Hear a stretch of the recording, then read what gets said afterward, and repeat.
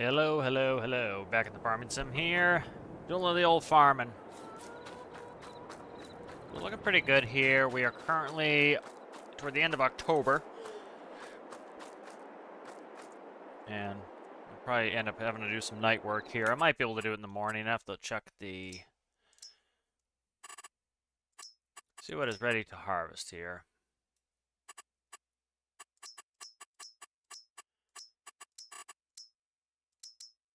So I want to check the grass. Alright, so let's see. Most of 92 is ready. We'll see how that looks tomorrow, so maybe I'll go sleep in a bed. Go sleep in a bed and see what it looks like.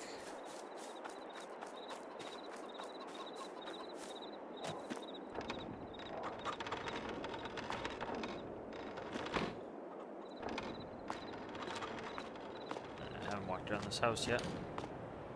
I don't have to sleep in a bed. I think I just advanced time, but can't remember. There it is. Sleep R. Okay. Want to wake up at 8. So we'll see what it looks like in the morning here, and hopefully we are ready to harvest. But I think one day set to a month, the current time scale I have, so that should be ready. Let's take a look. Yep, so these two fields are ready to cut, and then we'll be ready to make some silage out of them. That's good. Hello, hello, stalemate. How are ya? Yep, back at the farm and again. So, gonna cut our last 2 grass fields probably for the season, I would say. I doubt we're gonna be able to do them in December, so here we go.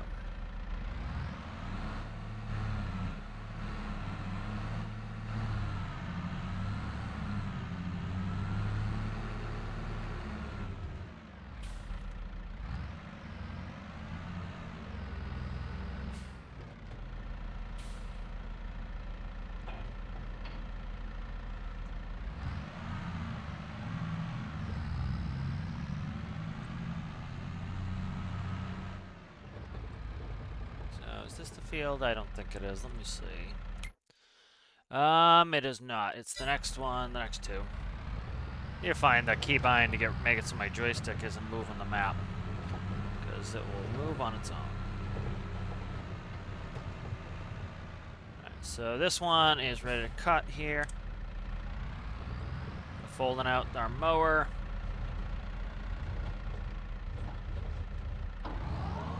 Alright, here we go.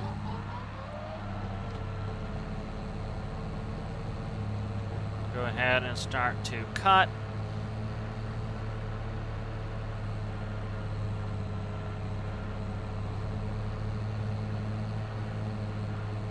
I'm gonna go ahead and cut both fields, and I'm not gonna ted them. I'm just gonna cut them, and I'm gonna line them, and then we'll turn them into silage. Looks like I have plenty of silage for the winter. I don't have that many cows, so luckily the silage will last us a while. You know, these are going to stay as grass fields, but they will, they'll stay as grass fields. But I'd like to start doing some cereal crop next time, so it'd be good to have a little bit of extra grass for next time, so that I have plenty of fields. During the winter, if the prices are good, I'll go start selling some stuff. Got some milk, I have some wool. I like how they put industry in. This is one thing I'd like to see it, you know, in Stormworks is, like, doing proper industry I think is really cool. Like, you know, you get tomatoes, you bring them somewhere where they're processed, and then you bring them to a restaurant. Especially with a game like Stormworks, I think it's perfect, you know. The main thing that Stormworks is a building game, and so it's like, okay, well, you know, I need to build my harvesting equipment, you know, not necessarily to farm, but like any sort of operation like that, you know. Like they could have done it with where we take the metals once we mine them, and sure, you get money for just bringing them and selling them at screeches, but you can also turn them into I-beams, and I-beams go to the construction site, you know, and you know, you can get, like, for example, you could do a mission where a mission pops up and says, hey, you know, this place really needs 5 I-beams, and you get a premium for that. And I think that would be a cool way to do it. So we're cutting the grass is a little bit short right now, but we are in November, and so I don't want to risk not getting this cut done, because, you know, hits winter and all the grass can't be cut. We've lost everything, so it's better to hit it now than to lose it. So the cutting goes pretty quickly. Let's see, I was about to head off. I figured I'd say hi. All right, sounds good. Thank you for stopping by. It's good to see you. And for some people, it is quite late. Been enjoying this. Been a nice little break from storm arcs, especially with all the huffing and puffing. It's kind of nice to take a little break, you know.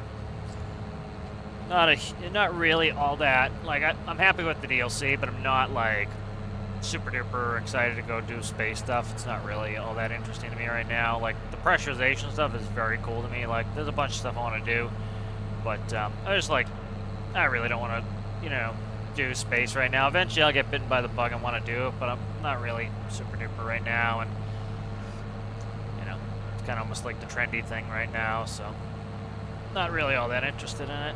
And you know, they're gonna keep putting out hot fixes, and I don't want to build a bunch of stuff and then have to rebuild it. So, and I think it is the best advice is to take a break, you know, until they fix it. For a lot of people, you know, especially if it's frustrating you. Take a break. Not really frustrating me, you know, I'd still have fun doing it, but, you know, I don't want to have to, you know, I had some builds going that I was working on, and, you know, I don't want to build them to a standard that will then be hotfixed. You know, I want to let them kind of come out with the definitive update, and, you know, what's going to be kind of, not necessarily final, but, you know, enough that I can go do that.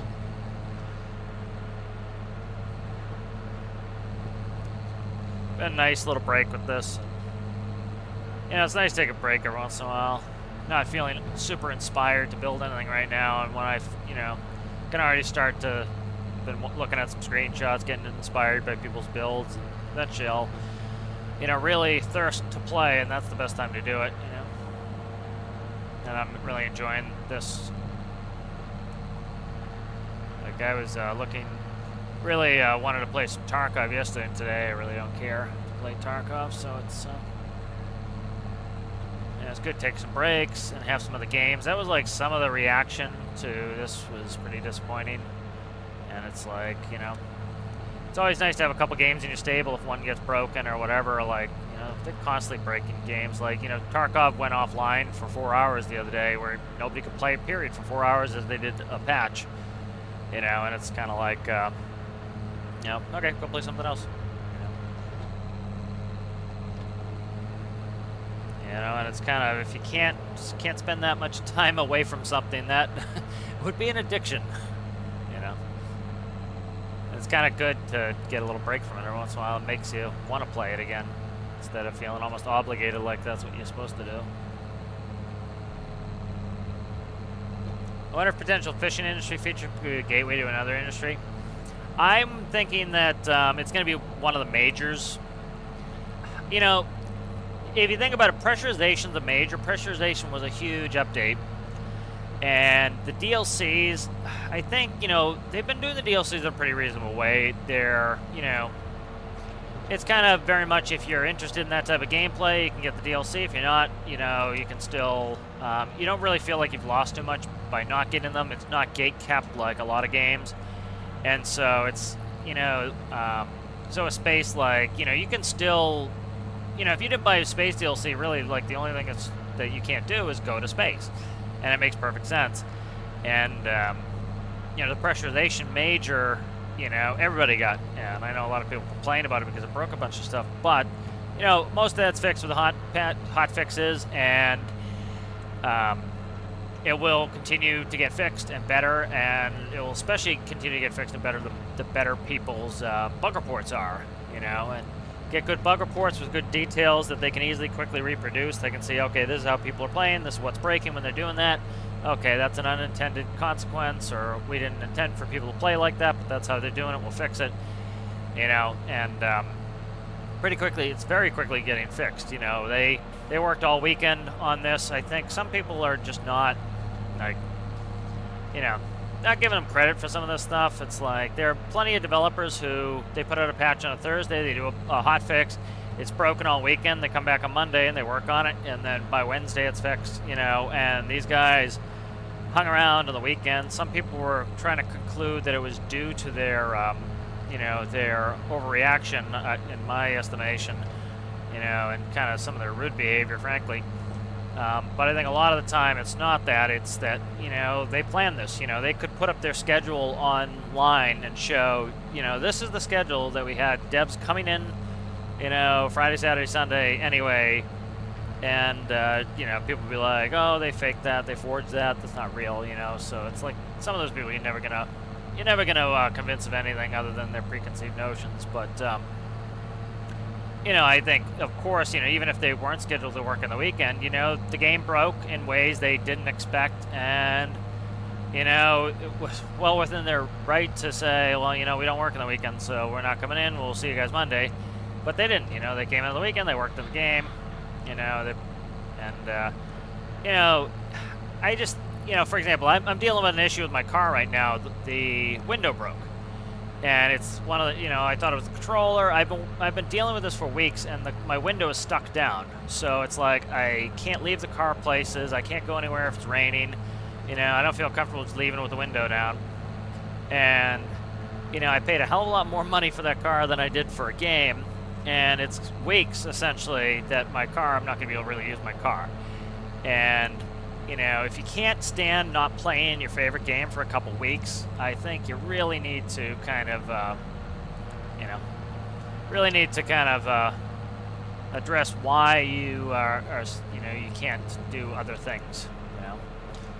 You know, I'm enjoying my break here. Like yesterday, you know, I would have probably just exclusively played Stormworks, and it was kind of nice. It was kind of nice to have a break where I went and I did leaves, you know, that needed to be done. So I got a bunch of stuff around the house done that I needed to get done, you know. It's like every once in a while just take a break from the game, and I think you'll often find that you enjoy it more if you take a break.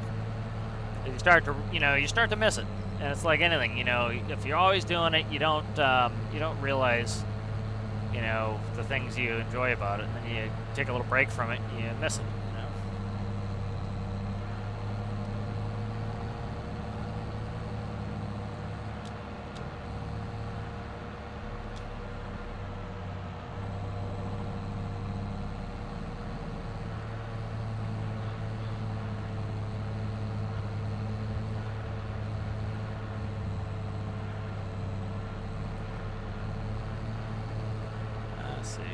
Yeah, but I think, I think fishing could be really good as an industry mod, like, or an industry update, like you're saying.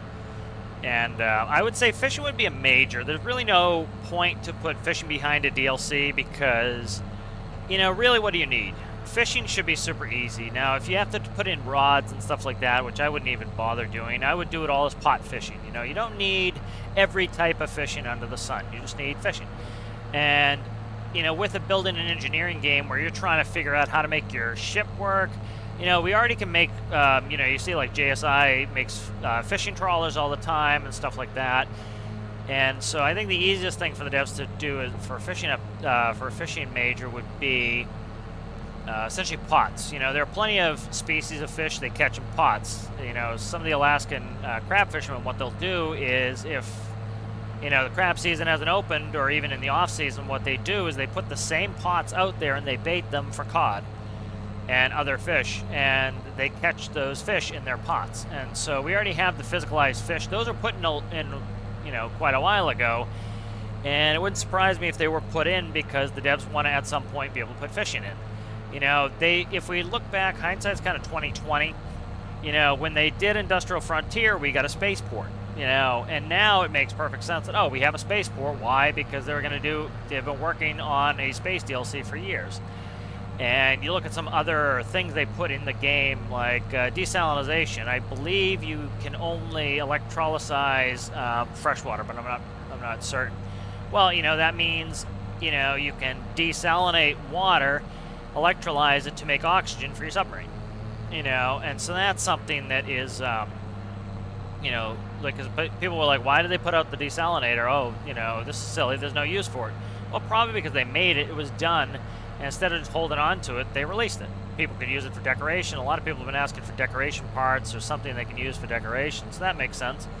You know, you can use that desalinator for decoration, and then when it has, you know, an actual purpose, you can use it for its purpose. And so I think there are a bunch of things that, you know, of course you can read everything in as hints, but like when they put physicalized fish in, you know, I think that's a little bit of a hint that the way they did, you know, the metals and pretty much all the minerals, let's put it that way, you have a hopper and you put the coal or the metals into the ores, let's put it that way, into the hopper, and you can do it by hand if you wanted. And if some fall on the ground while they're dumping, well, you just pick them up with your hand and you put them in. And I think that would be what they would probably end up doing with fish if they did pots, you know, and you pretty much just, you know, you have a hopper, but it just looks like, you know, a crab pot, you know, and that way you could do crabs, and you could do crab, and all you have to do is retexture the animal. And so what would happen is, you know, you say you put a box, right? You have a what looks like a crab pot, and it's essentially the exact same thing as a hopper. It's just skinned differently, and over time, you get crabs popping in there, or you get cod popping in there, and maybe you say, okay, you have different types of bait, and you have different types of area, and so crab, you know, let's say they put the crab up in the Arctic. That would be awesome, because that would give us another reason to go up to the Arctic, where at the moment we really don't have a reason, because, you know, the prices have gone way down. And so because the prices have gone way down for things like oil and stuff in the Arctic, it would make sense if, you know, there's a reason to go up to the Arctic to do crab fishing. And then maybe there's cod at a certain area, and then maybe there's a, you know, tuna down in the arid biome where the waters are warmer. So you do, like, you know, really cold water fish, you know, moderately cold water fish, warm weather fish, and just like on the weather map, you would have, essentially, it would show you what the fish patterns are like. You could even put in a fish finder. That would be cool, where it just pings and it shows you different densities. You know, they already have the mechanic for oil where you buy where the oil is. And so you would essentially buy where the fish is. So you get a fish report, and you look at the fish report and you say, okay, right here is, you know, this is a high level of fish. And if you soak your pot there for an hour, you'll fill it, you know, or, you know, maybe an hour is excessive, but like in a high area, maybe you only have to soak each pot for 15 minutes. If it's in a low area, an hour, and if there's nothing there, you're going to get nothing. And so that would really be good for logistics. You have to load the pots on the boat, which means you need cranes. You know, you need to put in live wells, which would essentially just be hoppers. And you dump the pots. You know, you open up the side of the pot like a sliding door, and the fish start falling out. And then if some fall on the deck, you pick them up and you throw them in by hand. And then you have some, you know, you have a bucket to pick them up and put them on the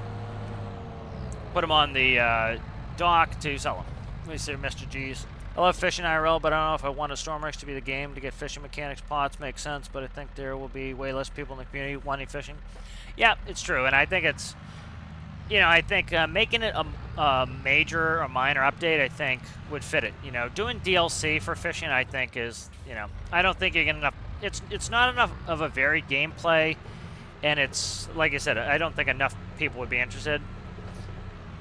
You know, and one of the reasons why I agree with Mr. G thinking not that many people may be interested in it. I would be interested in it. I kind of like the slower gameplay, but you can see there's a large part of the community who just does not like slow gameplay. They want every one of their boats, no matter how fantasy, to go, you know, 200 knots. You know, and that's fine if that's what people want, but, you know, you know, I think some people overestimate how many people are going to want to sit out there and do it. I would, but get a lot of people who they want instant action the whole time, and so those people aren't going to be interested in fishing. So I think having it come out as a major, I think, is a better thing, you know. And it's a smallish, it could be a very small update where it's just reskinning some parts we literally already have in game. How's it going there, Chicken Sore? How are you?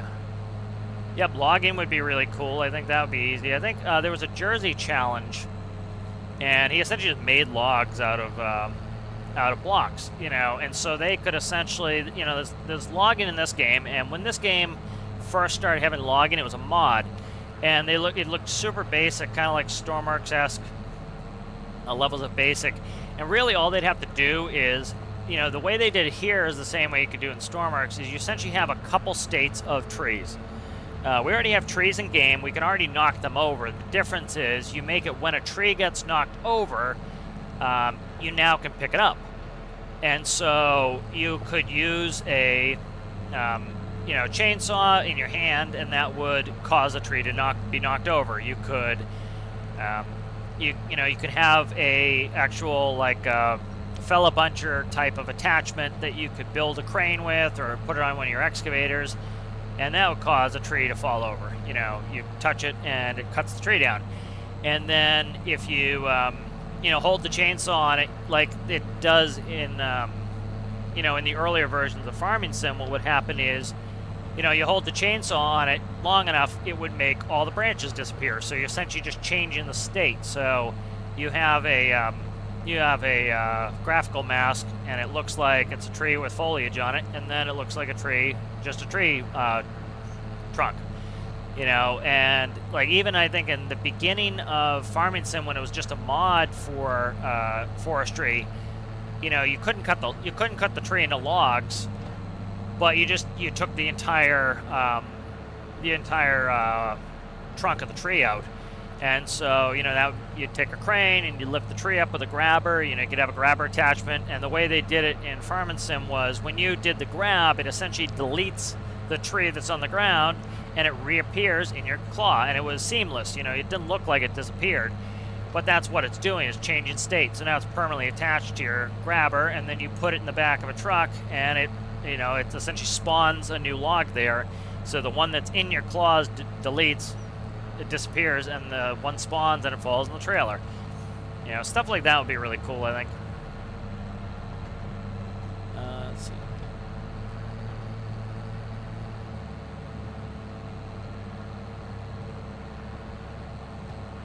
Yeah, I think you know, there's a lot of cool stuff they could do.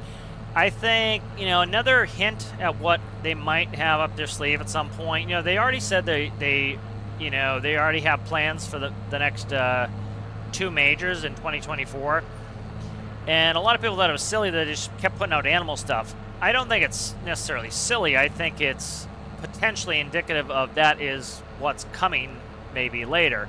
Whether it's a good idea or not is irrelevant. That's, you know, you know, at the time it doesn't seem like why they spend their resources on this. Well, it could very well be that is part of a larger plan. And looking back at space, you know, how they put in an industrial frontier, we had a spaceport, and they put in some other stuff indicative of that. It kind of shows us why they were doing some of that stuff. You know, pressurization update, I think, was chosen because you needed a pressurization update to make space, you know, to make space believable. And so they're like, you know, they look at the poll and they're like, you know, some people were like, oh, you know, space was number 8. Yeah, it was number 8, but it was the next one out of the list of them to do, but it was also, they took 2 of them that made sense. So the major being pressurization and the DLC being space.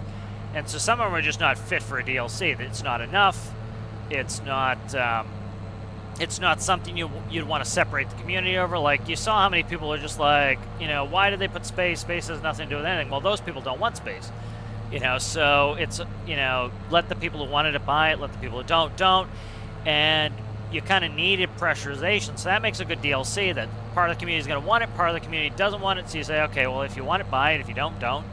And then pressurization, you need that for things like space stations and spaceships so you can breathe and have, you know, kind of that survival mechanic. This is a hill and a half here. Yeah, just chip the trees. Yeah, the mechanics have gotten pretty good in the logs in these games. I haven't done too much forestry, but I ended up chipping a lot myself. Like, they have biomass plants now, so you can chip them and put them in there, so. But, yeah.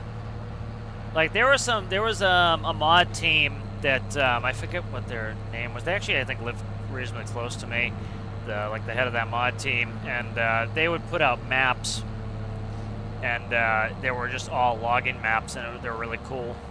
And so like it was fun to do logging on like a logging map that's kind of designed for that. Yeah, that was a lot of fun to do that. You get my track IR set up. I would love to see track IR come to Storm Marks.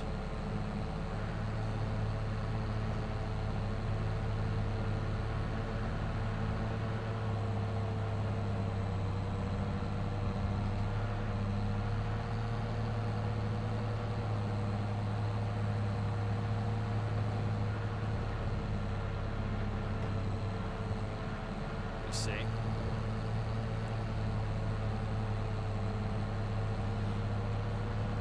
Yeah, I don't think hunting would come.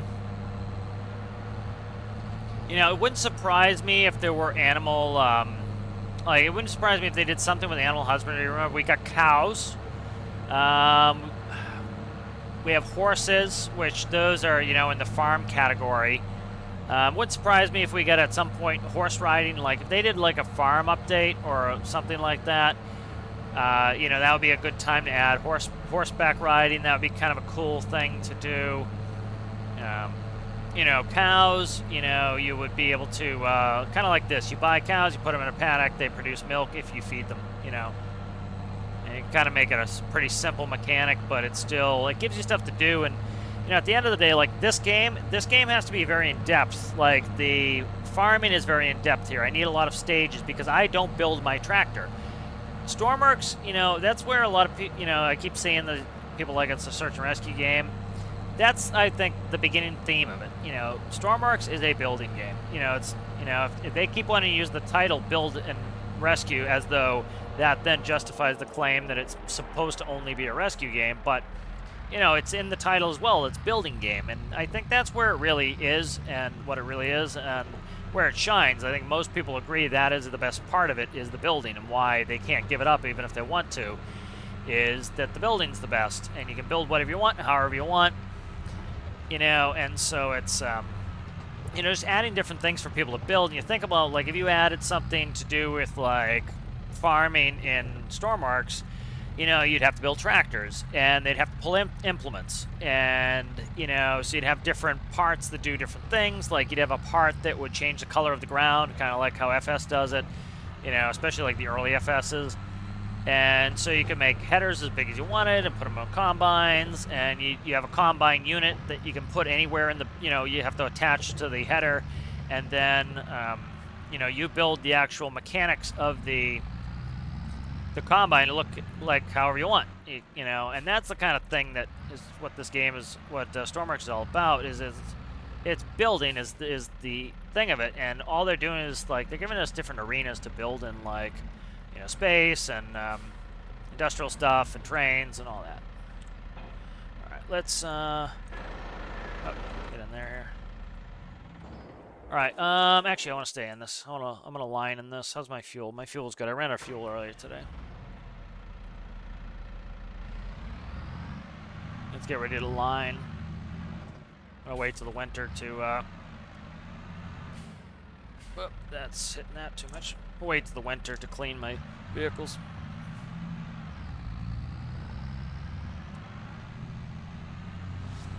You know, to a certain extent, I think some of the people were like, you know, luckily most of the people in my community weren't freaking out. But it was like, I think it looks a little silly now, you know, after, how many hours is it since, like, you know, let's say 3 full days. 3 full days from the DLC coming out. Most of the issues are fixed. You know, the 2 major issues were within 24 hours, and then some of the other major ones are done now in 3 days. You know, so you say, what's this game going to look like in a week? You know, many games have been broken for a week. You know, I used the example the other day of Cyberpunk, which I didn't play, so I'm not 100% sure everything about that game. But, you know, like, people were saying it was broken for like 6 months. Battlefield 4 was pretty much unplayable for a year, and it finally was, like, at a proper state in a year. you know, which of course is unacceptable. You know, I think few are saying that it was great. It was a good thing that it came out. I don't think anyone's saying that it was a good thing that the DLC came out like it did. But I think the devs do need, you know, they need, you know, and I scolded them in the video. You know, I spent most of the time scolding the devs in the response video. Is a lot of the stuff is, it's just bad PR on their part, and they need to invest in that, and they need better community engagement, and they need to be candid. They need to come out and tell us when things are going to be a problem off the bat. And, you know, a bunch of people, I even saw some of the guys in our community that they were pissed off until that came out because they just wanted the devs to acknowledge it. And, you know, and I think that's true is, you know, if you just come out and be like, oops, I screwed up, man, and I'm doing my best to fix it, a lot of people will shut right up because that's all they wanted. They just wanted you to acknowledge that, hey, you know, what you did screwed something up of mine, and I just want you to essentially tell me that, you know, I'm not crazy and that, yeah, you know, you screwed something up of mine and that you're going to fix it. And that's often, you know, what most people want. You know, they want you to acknowledge that something happened and they want you to acknowledge that you're going to fix it. And they came out and did that, I think, pretty well, you know. And I think it makes especially the people who are doing death threats and the people who were just, like, doing some really, like, counterproductive, you know, stuff, it makes them look pretty whiny when within 24 hours most of the issues were fixed, you know, or the main issues. And I think it was, you know, I talked about in that response video that I made that I think it was people were legitimately worried that builds they had spent, you know, hundreds, potentially thousands of hours on. Certain builds have, like, could have 1,000 hours in them. You know, I don't know how many hours I have on Triton. And people were legitimately afraid that their hard work was gone forever. And if the devs had come out within the first hours, we knew that there was a problem. And so definitely within the first hours, the devs knew there was a problem. And what the devs should have done is come out and acknowledge the problem and said, hey guys, you know, we understand everybody's having issues with boats floating. You know, this is a big problem. We understand that. And we have our whole team working on it. We hope to come out with some hot fixes within the next 48 hours. You know, we would advise people don't go make big changes to your builds. We think we know what's wrong here, and we should be able to fix it within the next 48 hours. We'll keep you updated, but, you know, we certainly understand that this is a big problem, and we're working hard on it. That's all a lot of people, like, you know, there's some people you're not going to make happy, but I think a lot of people, if you made a statement like that, they would have been content, at least, to just relax. Because there were people who were, like, you know, just like freaking out trying to fix their builds, and they wasted a bunch of time fixing something that they didn't need to work on. Like, you know, that was some people during my live stream were worried that I was gonna be upset the Triton was broken. I was like, no, I expected it to be broken. It was a big physics change. Like, you know, the biggest one thing that I thought was gonna really break a lot that actually didn't break too much was the subgrids. They told us they were completely changing how subgrids worked, and I really thought that subgrids were going to break a lot of stuff, and it didn't seem like the subgrids actually broke all that much, but I figured that was what was going to break a bunch. And, you know, I've been taking a little break here. I'm not fixing anything. I'm not working on anything until we kind of get to the definitive edition where, like, yep, you know, these are the end of the hotfix era. And so I'm gonna start playing again, but I'm not really going to expect to have I'm not going to really, like, focus on making, you know, any complicated builds, I would say, for a week, you know, because why? You know, I've already told the guys, like, in the review channel, you know, I'm not going to review your builds until, you know, until all the hot fixes come out, and then I'm gonna ask you, is your build working all right? And if not, you know, I'll come back to it, you know, whenever you're ready, you know, and that's, you know, like Mr. G, I owe him his VTOL on an episode of the Career Build series. You know, and I'm going to wait until the game is back to a stable state, and I'll ask him, is your build working all right? And then, you know, give him a heads up, and that's when I'll use it, you know. And, you know, so I think so much of it is just coming out, you know, because, you know, the problem is this, is when you stay silent, like the developers did for, you know, whatever it was, 24 hours, it allows the other people to control the narrative. And the big thing is they needed to control the narrative. And they needed to come out and say, you know, one, you know, validate our experience. Our experience is that a bunch of stuff broke, and that a lot of people's hard work is in jeopardy. Validate that experience first. Yep, we understand that. We know this sucks. We're sorry about that. You know, and we're working hard on it. And tell us how you're going to fix it. You know, we're working all weekend on this. We've already got all of our devs are going to be here this weekend, and for the next 3 days, we're going to work on it. And so, you know, you've got people who, you know, you have some people who are going to be off this weekend, knowing that the devs are, you know, at work fixing your game. And so, a lot of people would be fine with that and relaxed. Let me read some chat. Yeah, I'm not a big fan of whaling, but that's me. You know, I don't poo-poo other people's gameplay. You know. Wouldn't be for me, but you know, that's one of the things that annoys me when people gatekeep and they're like, oh, you know, that gameplay's stupid or whatever. It's like, you know, the best thing in a sandbox game is you can do whatever you want, and there is plenty that is not for me. Like I have never experienced the Kraken. I've never turned on the Kraken or the Megalodon. I have no interest in it, and I don't think any less of the people who love that stuff. You know, I don't poo-poo their gameplay. Let's see. In Silver Run Forest, I use the auto load. Yeah, I kind of like to do a lot of that stuff by hand. Crane work and like front end loader work is my favorite type of stuff to do. So like especially like bale work is my favorite. Like this was going to be bales, but I just didn't have the time. It's like already November now, so I need to make silage so that I have plenty for the winter. But I like doing like especially like front end loader was one of my favorite pieces of equipment that I operate. It's very interactive, and I like that. And it's, you know, I like baling. Baling's fun, and then I like running around picking up the bales. Like, you know, you can get like for this game you could get auto loader bale trailers, and I never liked those because it's like that's the part that I enjoy is going out and grabbing the bales. It's very interactive to me. Let's see. I'm trying to read while I'm driving here.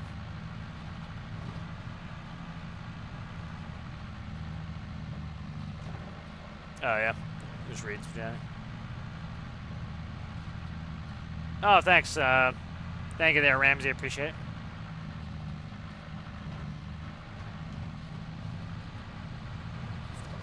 You know, there was one of the, I won't name them, but one of the members of the community who's been around for a while, makes some great stuff, you know, uninstalled the game, says they're not playing it anymore. And somebody's like, you know, people were kind of freaking out. They're like, oh, I bet a bunch else are going to go. And I think one thing that people need to think about is it's normal for people to get tired of games. You know, especially like I've got 5,000 hours in this game.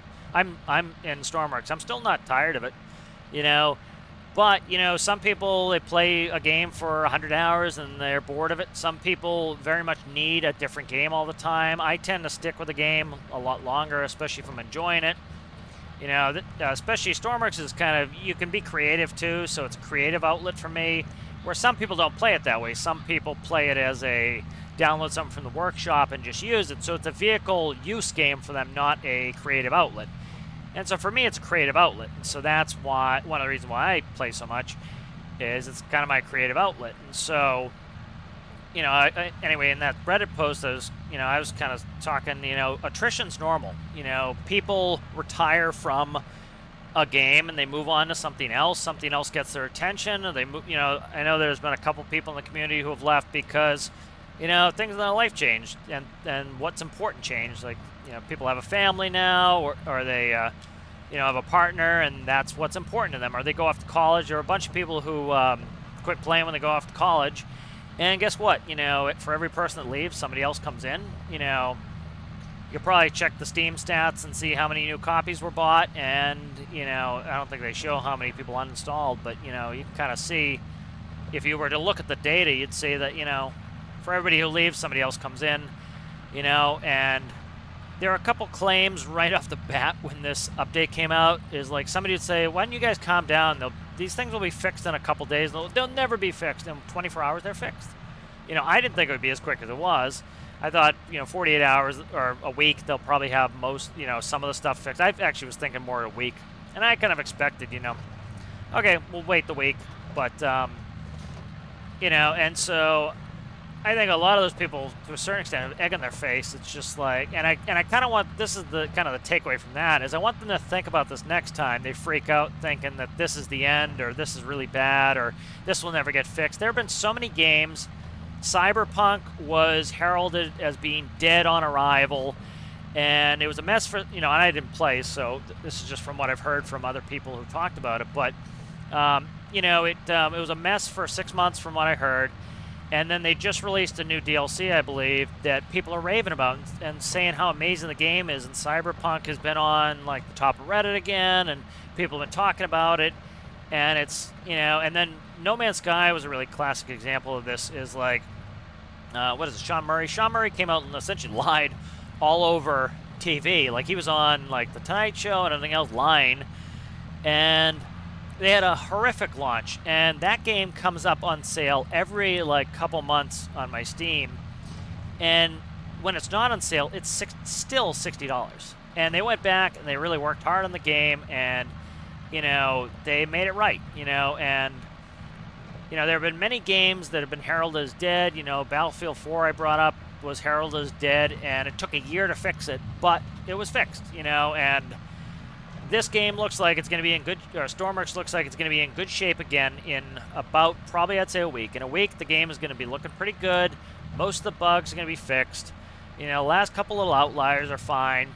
And then people are going to start having confidence to build again because they know something big's not going to change. Like, I saw people trying to completely reinvent their engine to get the cooling fixed. And, my comment was just like, just wait a couple days. And then they came out. I don't know if it's completely fixed because I haven't even been paying attention. But, and it seems like they fixed a bunch of that stuff. It's probably not perfect, but, I think in a week it'll be in a pretty good state. And it's like, I have no interest in really building anything for a week because, I'll go play another game. And when this one's ready to be played, when Stormworks is ready to be played again, I'll play it, I'll read some chat as I reposition here. Hopefully this doesn't spin my swaths as I go over them. Let's see where I was. Yeah, Whaling Simulator. Let me see. I wish I could play it, but Pro gets too hot, makes me nervous. Yeah, I can imagine. All my fire trucks are broken, but after some exploring and the new mechanics, I think that I can make the pumping much more involved and in-depth. Yeah, that's...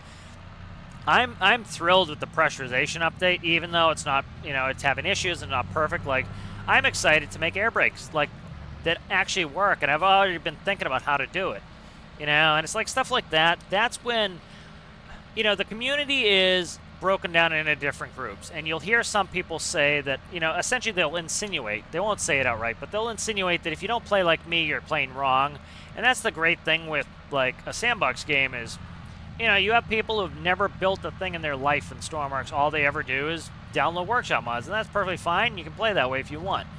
And there are people who they only build and they actually never play. They actually never go out and play. And there are people who just build and they never do any missions. And there are people who do a little bit of everything. And, like for me, I get all excited as a builder to go in there and take all these pressurization mechanics and work on them. It's like, people keep asking me, are you going to do a space tutorial? I'm like, I wasn't all that interested in the space DLC when it came out, like the space portion of it. Eventually I will be. Eventually I'll get bitten by the bug. And there are some creators out there who are making some tutorials who are very much interested in that content right now. And so I'm kind of, I'm happy for them to make the tutorials because I don't want to make tutorials if I'm not into it, because I think it shows. If you're not interested, you're not going to be able to make good content about it. And so, it doesn't really interest me right now, and so I'm just not even, like, bothering working on any of this, on the space stuff, but the pressurization really has me. That's really interested. Like, I want to build a diving bell for Triton that goes over the side of Triton, and when you get one of those underwater repair missions, you go down on the diving bell, and you go down on the diving bell and you repair it. That seems super cool to me.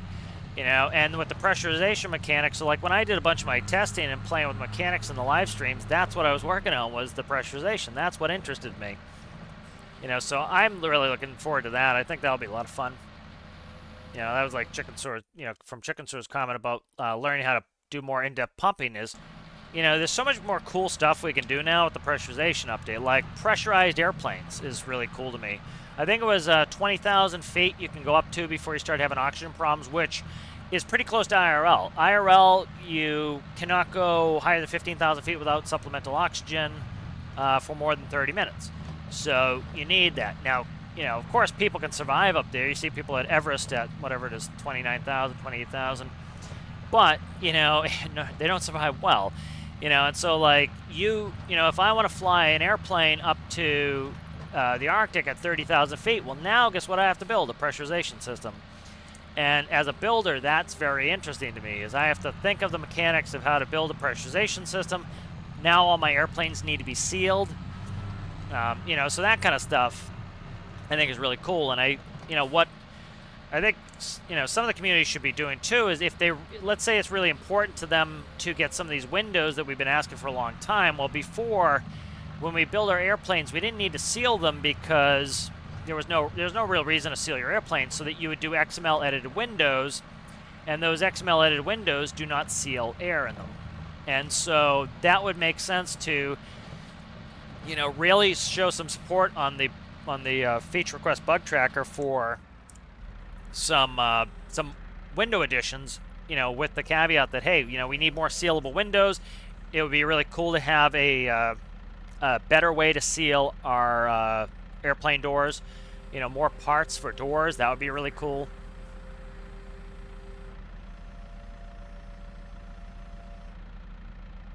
Yep. Yeah, thanks, Ramsey. Yeah, so it's like a lot of that stuff, it's, you know, and, you know, it shows some of the people that are freaking out. It's like, you know, I understand patience is hard sometimes, and I have a little bit more patience than a lot of people, but, you know, sometimes you just got to take a breath. Like I was talking about earlier, that I got a bunch of stuff done today, or yesterday.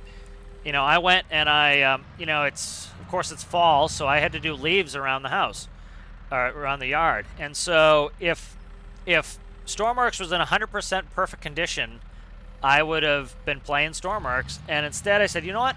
I need to do a bunch of stuff around the house. If I don't get these leaves done, I'm going to be swamped with leaves. So, you know, I took the day, did that, did a bunch of cleaning around the house, did stuff that had to be done that should have been done a long time ago. And it was kind of a nice little break. And then when I come back, it's going to be even sweeter to play because I've eaten my vegetables already, you know, and so I feel like, I don't feel like a bum just playing, and instead of actually doing something productive, you know. What was that? I just got some sort of reward for doing nothing, apparently, in game. There we go, let's raise that up. You know, so that was, you know, I think some people need to kind of take that thing. It's like, you know, I talked about it the other day. It was like, you know, imagine if somebody you cared about heard that you issued some random people that you don't even know a death threat because they took your Whittle video game away for a day.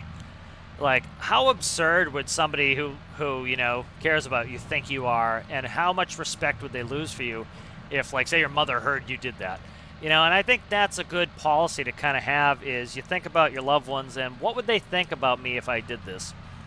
You know, and that's a good kind of little life lesson to, when you're going to do something when you're going to do something ill-advised, let's put it that way, you know, think about what your loved ones would think of you if you did that ill-advised thing.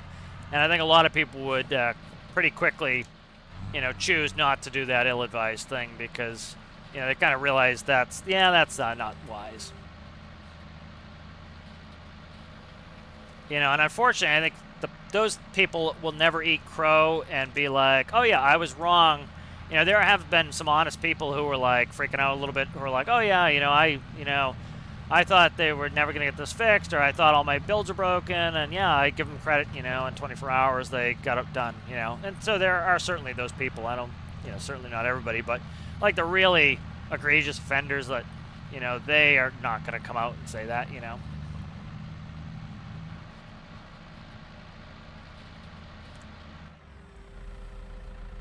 You know, and to a certain extent, it would be nice if those people were just like, they gave up on the game, because it's like, you know, toxicity just spreads and you don't need it, you know. It wears out other people. Let me check my fuel. Okay, we're good on fuel. Let me see what Hendrick has to say. Just playing around, sand whaling, slippery slope, and then probably good reasons. Build and rescue instead of conquer and capitalize. I'm in the bushes. Reading your, I blame Hendrick for my hedgerow being a mess now.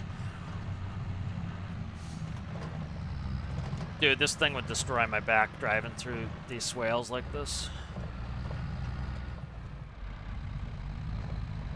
Yeah, but that's kind of like the little thing that that made me like just shake my head. Is it's like,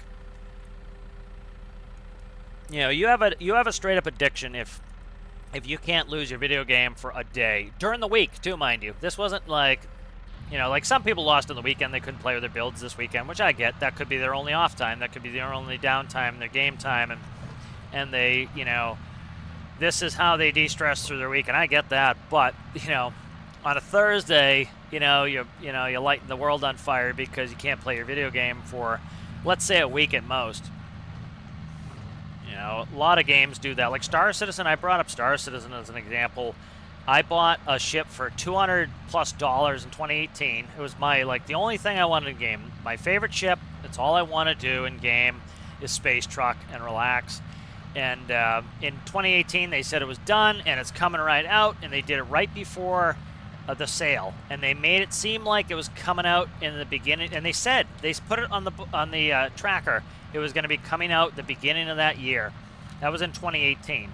And it's 2023, it just came out like weeks ago.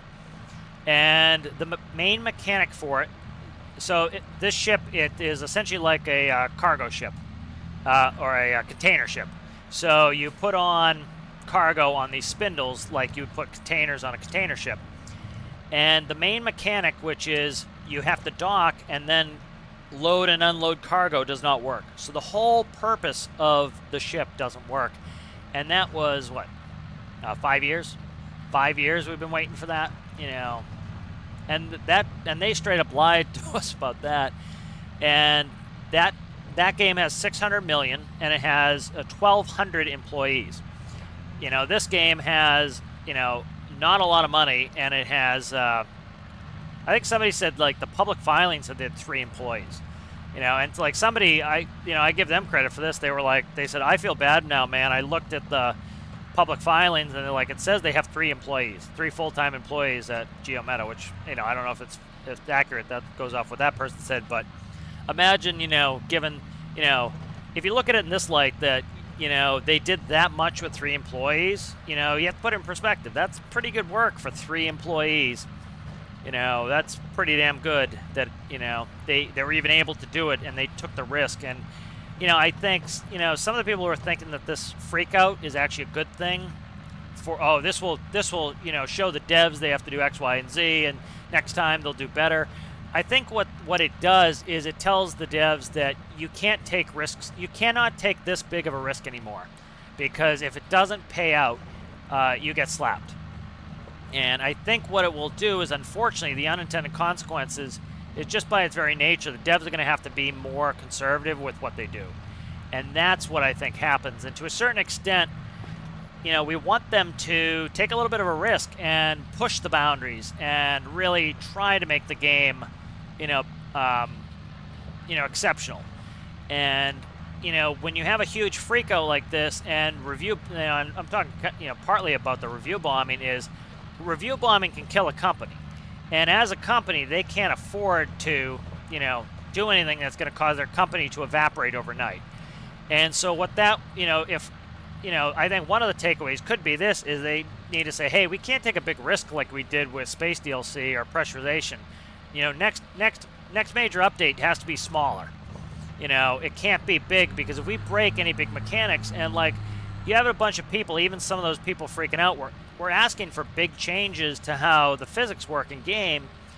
And I think what a lot of people have shown GeoMeta in this these last couple days is that if you don't get it right, perfectly right, which again, it's a small dev team, and if you don't, you know, think of every foreseeable bug and make sure you fix absolutely everything on day one, you know, we're going to put you out of business. And And so what that's going to tell them is like, well, we can't afford to make any big changes anymore. It's not going to be like, oh, well, we just need to communicate better. They're going to be like, we just literally cannot make any huge changes anymore, or else we could go bankrupt, you know. And that is, I think, the unintended consequence some of those people aren't thinking about is, you know, a lot of people don't think of it as, you know, they have to think of it from the business's perspective, which is, you know, they need to stay in business. They need to keep payroll going. They need to feed their families. You know, they're not going to, you know, get a bad reputation or dissolve the company, you know, to try to, you know, make a really big change again. I don't think they will. I think this is going to kind of backfire, unfortunately.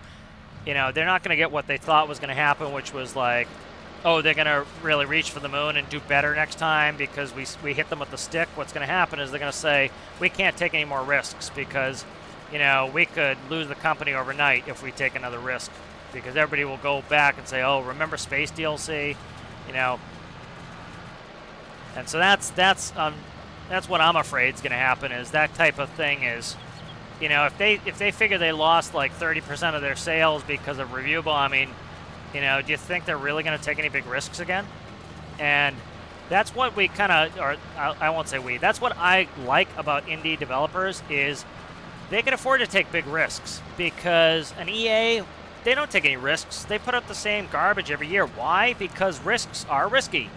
And so they don't want to do any risks. They want to do sure things. And so they, you know, games, they put out, you know, Call of Duties and Battlefields, and they don't want to take any big risks because it's very easy for them to get a huge slap if they do that.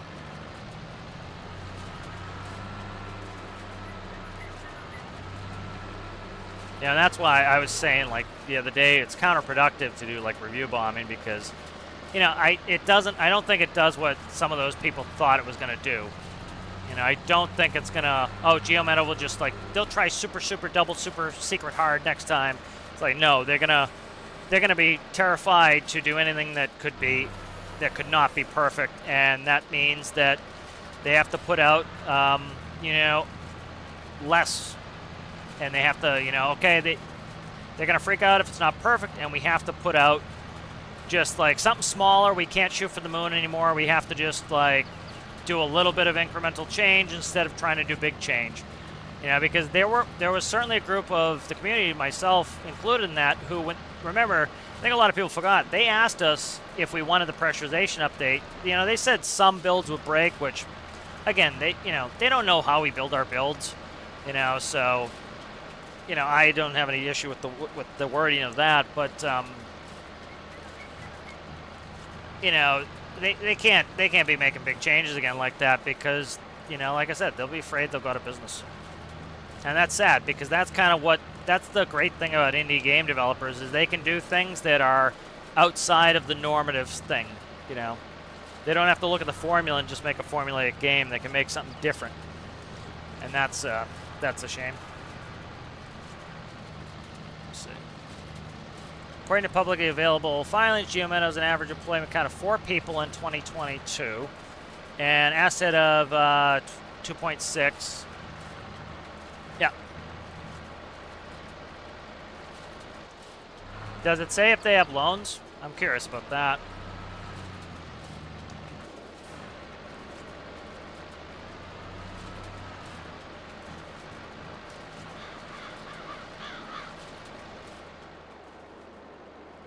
You know, I was making some speculation the other day too. Is I don't know.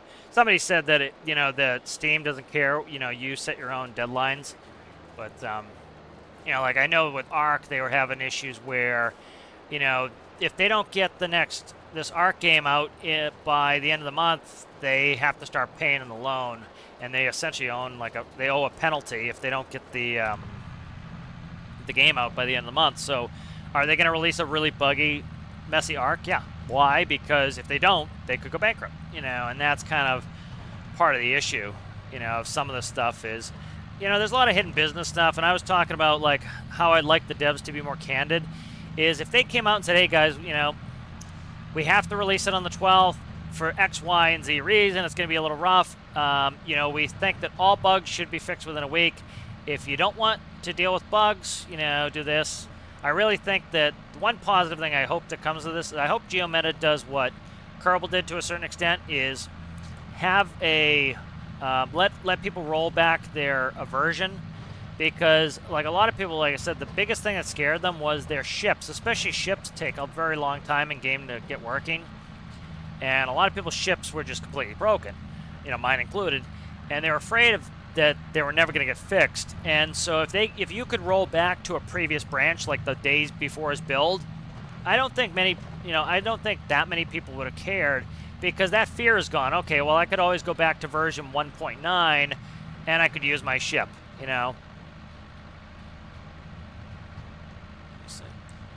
Used to have an experimental branch. Yeah. Looking at Stalemate's numbers too with 4 people, I have no clue. I've never, of course, run any testing thing, and I have no software background, but I'm curious too, how much labor does it take to have a test branch? And what I mean by that is, like a lot of people were making it out as though a test branch is super easy. Oh, okay, you have some testers and they test it, and then you have a dev look over what they've worked on. And so, it makes some bit of sense, but you think about, like, you probably do, and I don't know the answer to this. I've never dealt with this, but, how many developers do you need to just, like, read the reports that the testers are putting out? With a staff of 4 people, are you going to be able to read all the bug reports that the testers are putting out? How long, how are you going to do the testing? Are you going to let every Tom, Dick, and Harry do testing? Or, like, the way Star Citizen does it is they essentially go on the bug tracker, and they take the people who have, like, the best kind of track record of making bug reports, and they who have the best track record of making bug reports, and they make them Evocati to do the testing on the Evocati branch. And so, like, they hand select these people. How labor intensive is that for a 4-person company? Star Citizen has, like, 1,200 people. So they literally have people who are just marketing, and they have people who are literally just artists, and they have people who are literally just, like, community engagement, and they have people who are, and so it's like, I wish that Stormworks had a dev team of 1,200 people, and a lot of these issues would be resolved. But also, I think some people need to kind of realize that with a dev team of, sub 10 people, if one person calls out sick, that's 24%, 25% of your workforce. It didn't come in today. If 2 people call in sick, especially with COVID, you figure, like, people are dropping like flies. Now 50% of your workforce, it didn't come in today. Well, now nothing's getting done. And so some of these things I think people need to kind of, take a step back and realize that, at that small of a scale, one hiccup, one person being out is like a huge problem, and with a large company, it doesn't matter. One person's out, okay, yeah, we'll cover it, not a big deal, and we just don't have that scale with this game to be able to really absorb that type of issue, says they have creditors totaling a quarter. Oh, okay. Yeah. Which, I'm glad they look reasonably financially healthy, because that means that, looks like the game and the company can continue. And one thing too is, like, so, and I get it, it's a valid criticism. People are criticizing Deltar's, like, it doesn't seem like he knows much about his own game, and I get that, but he also, he's the head of the studio, so, if it's 4 people, they probably have a payroll company, so he's probably not doing the payroll, but he has to submit all the information to the payroll company. I doubt that they have, I would assume he's doing all the payroll, or, it's got to be one of the other 4 doing the payroll, at least submitting it to the payroll company. So you say, does Deltar actually do any of the development? Probably not at this point. He's probably stuck all in managerial work.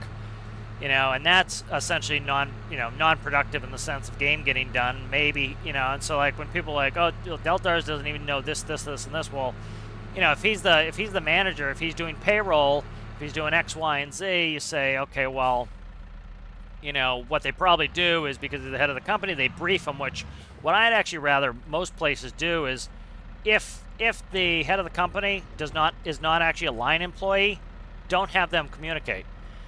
Have the line employee communicate. The problem is, one of the skill sets that, you know, some of these head of the companies do is their skill set is now, you know, a part of their job responsibilities is talking to the community. You know, because, you know, they don't want to release X, Y, and Z. They want to keep this quiet for X, Y, and Z reason. And so, you know, they do it, you know. But, you know, having a line employee who actually knows more about the development of the game, I think makes sense at times to have on. Hey, how's it going, Oceanic? You know, so that's some of the things, like, you know, you get issues with businesses of scale where if you have a workforce that's small, somebody still has to do payroll.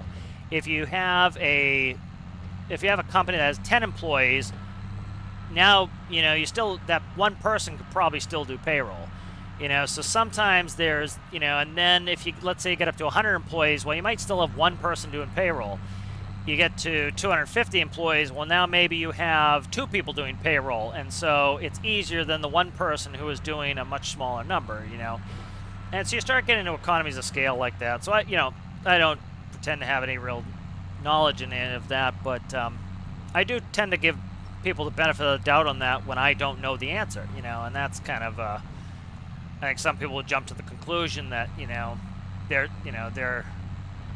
might be doing, all they're doing is development, where they might be doing no development, frankly. Let's see.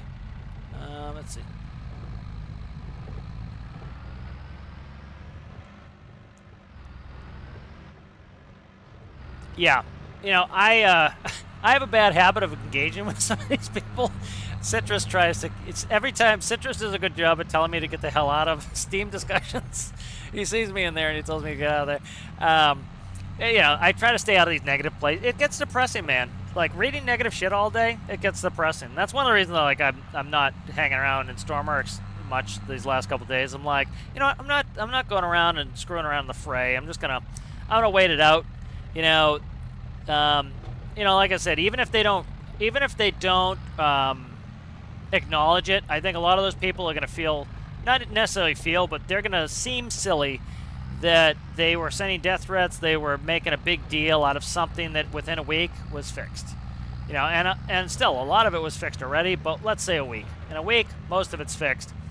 And so I think that's going to look pretty silly, you know, in hindsight. You know, and you know, imagine telling somebody's mother that they issued a death threat because their video game got taken away for a couple days, even a week, you know.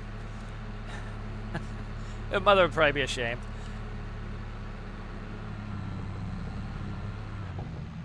You know, it's my favorite game, and what did I do? I took a couple-day break. And I'm enjoying it. And now when I go back, I'm going to be inspired to play again. You know, it's like, one of the reasons I didn't start the next build challenge was, I was like, you know, I'm not starting right before, right after a DLC comes out. We'll wait until we see how it is. Everybody will know the mechanics, new mechanics. And guess what? Maybe there'll be a cool and new interesting thing that we can do that has to do with the mechanics. And that will be what the build challenge is focused on, you know. Who knows? You know, what are people into? Are people really building a lot of X, Y, and Z? Well, maybe we'll make it that. You know, like Big Man was talking about doing a space thing, but he said he's not going to do it until it's, you know, a little bit more mature, and I absolutely agree with that, you know. Let it get mature, let everybody know how to do it, and then go ahead and do that. Let me read a couple chats here while I'm stop. Oh, yeah, I remember what I was saying with stalemate. Yeah, like, so I've asked a couple of the people who were, like, you know, disgruntled. I asked them, you know, and I kind of do it in a coy way. I'll be like, you know, go ahead, if you put the link to your bug tracker link, I'll go ahead and star it so we can get some more support for it and it gets fixed. And they go, I'm not a tester, I didn't put up a bug tracker thing. So they're willing to come onto Reddit and write a long screed about how they've been wronged, but they won't take the second to put the same, to do Control-C, Control-P, and put that same screed they just put on Reddit and put it in the bug tracker so that maybe it gets fixed. You know, and we'll even say maybe. You know, we won't even say that it likely gets fixed or it does get fixed. We'll say maybe it gets fixed. you know, they won't take the minute that it takes to go in the bug tracker. And so it's kind of like, I think of it as, you know, when people complain about politics and they didn't vote. Frankly, I don't want to hear your complaints about politics if you didn't vote. You had an opportunity to share your opinion when it mattered, and you chose not to. Well, guess what? Then why do I take your opinion seriously now? Because when it was important for you to have an opinion, you didn't bother, you know, voicing that opinion. And that's kind of my thought process on that. It's like, you know, if you really, you know, instead of going right to Reddit and ranting, go to the bug tracker, fill out a report, and then go to Reddit and rant. You know, and guess what? Put the link to your bug tracker post. Hey, this sucks that this part of the game is broken. You know, here's my bug tracker link. If everybody could support it, maybe they'll fix it, you know. You know, and that makes too much sense, I think. Let's see. I'm trying to catch back up where I was. Very sad to see that a lot of people are leaving behind Stormers because of the new update. You know, I talked about that a little bit. You know, the games have normal attrition, and I think some people are legitimately just pissed off or whatever. I think some people are using it as an excuse to do it, which all that's fine, you know. But you know, how many new people came in?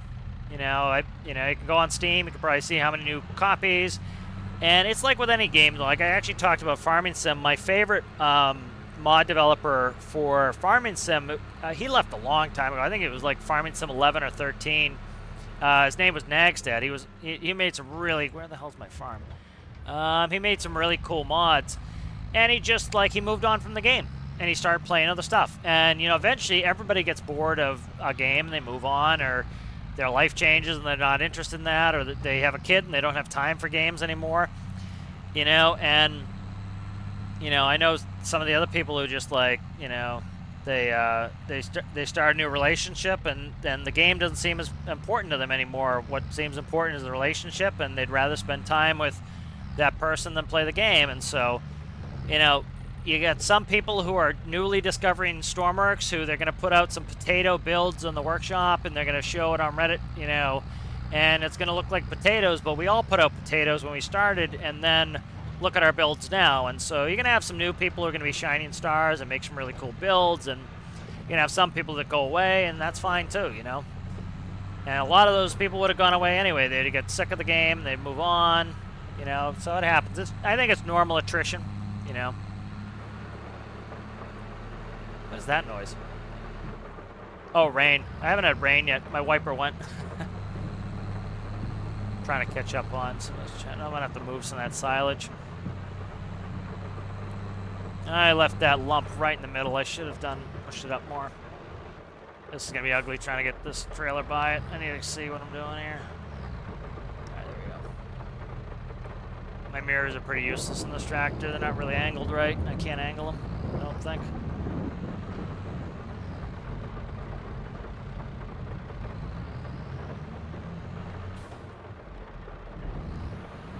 Read some chat while this is dumping. Bug tracker is kind of a sample, and I also see a lot of false wisdom, confidence, and ideas about proof. Stormworks official Discord. Yeah, you know, I think, you know, there was a lot of trash reporting in, you know, like you said, you know, it's like game's broken, fix game is like somebody's bug, and they wonder why it just gets closed. You know, and I made the comment the other day about how, like, the best, you know, somebody was arguing with me about it. They think the best strategy is not to consolidate all of the single issues. So say your issue was ship sinking. I put this in the video, was ship sinking. My thought process is this. Everybody puts their stuff in one location, and they star the hell out of it so that there's one bug report that has 45 stars, and the next closest one has 8. And so the devs look at this and say, oh my god, this one has 45 stars, this one here has 8, is the next highest. Hey, the one with 45 stars, this is what they want us to fix first. And that's the best way to do it, because guess what the devs do? They go and they consolidate it, and they put it all in one thread, you know, and you never know how popular it was. You know, you can click on all the duplicates, it's like, and there's like 28 duplicates in there. It's like, all you guys had to do was put it in one thread, and it looks like, hey, this is the big problem. You know, and so that's kind of the thing that, you know, and you don't have to put a good report in that way. The problem is every new person try to go in and explain their issue. You don't have to do that. If you have one issue and it's starred 45 times, the devs hear that the ships are sinking. Well, they know what it is. It was the gravity problem. And they say, okay, this is, definitely a lot of people are having this problem. Let's work on this first. Okay, this one has 30. Let's work on this second. This one has 25. This one's third. And we'll do it in chronological order from the most important to people. And that way it also covers their ass. They're like, hey, man, we went through the most popular, we went through the second popular, and the third popular. And that would kind of teach people, hey, if you want your bug fixed, put it on Reddit, put it here, put it there, and get people to support your bug tracker thing, which is where they've asked us to put bugs, Let me see. Gotta read some stuff. Trying to read chat. There we go. Stormers, yeah, so, I think they need a test branch. Like I said, my only, I would love to have a test branch. I would participate. I think one of the main issues is, like I said, is with that small of a dev company, and I don't know this question, maybe there are companies that small that do it no problem, and that the Stormworks devs could learn from them, but how hard is it for them to manage this test branch? The way that Star Citizen did it, I think was pretty good. So what I would do personally is, if the developers looked at the bug tracker and were like, here are the people who put out this person is always putting out bugs. They're, respectful and reasonable, and we wouldn't mind dealing with this person and contacting this person. Because if somebody's a jerk, it's better just not even engage with them, because that's not going to be productive.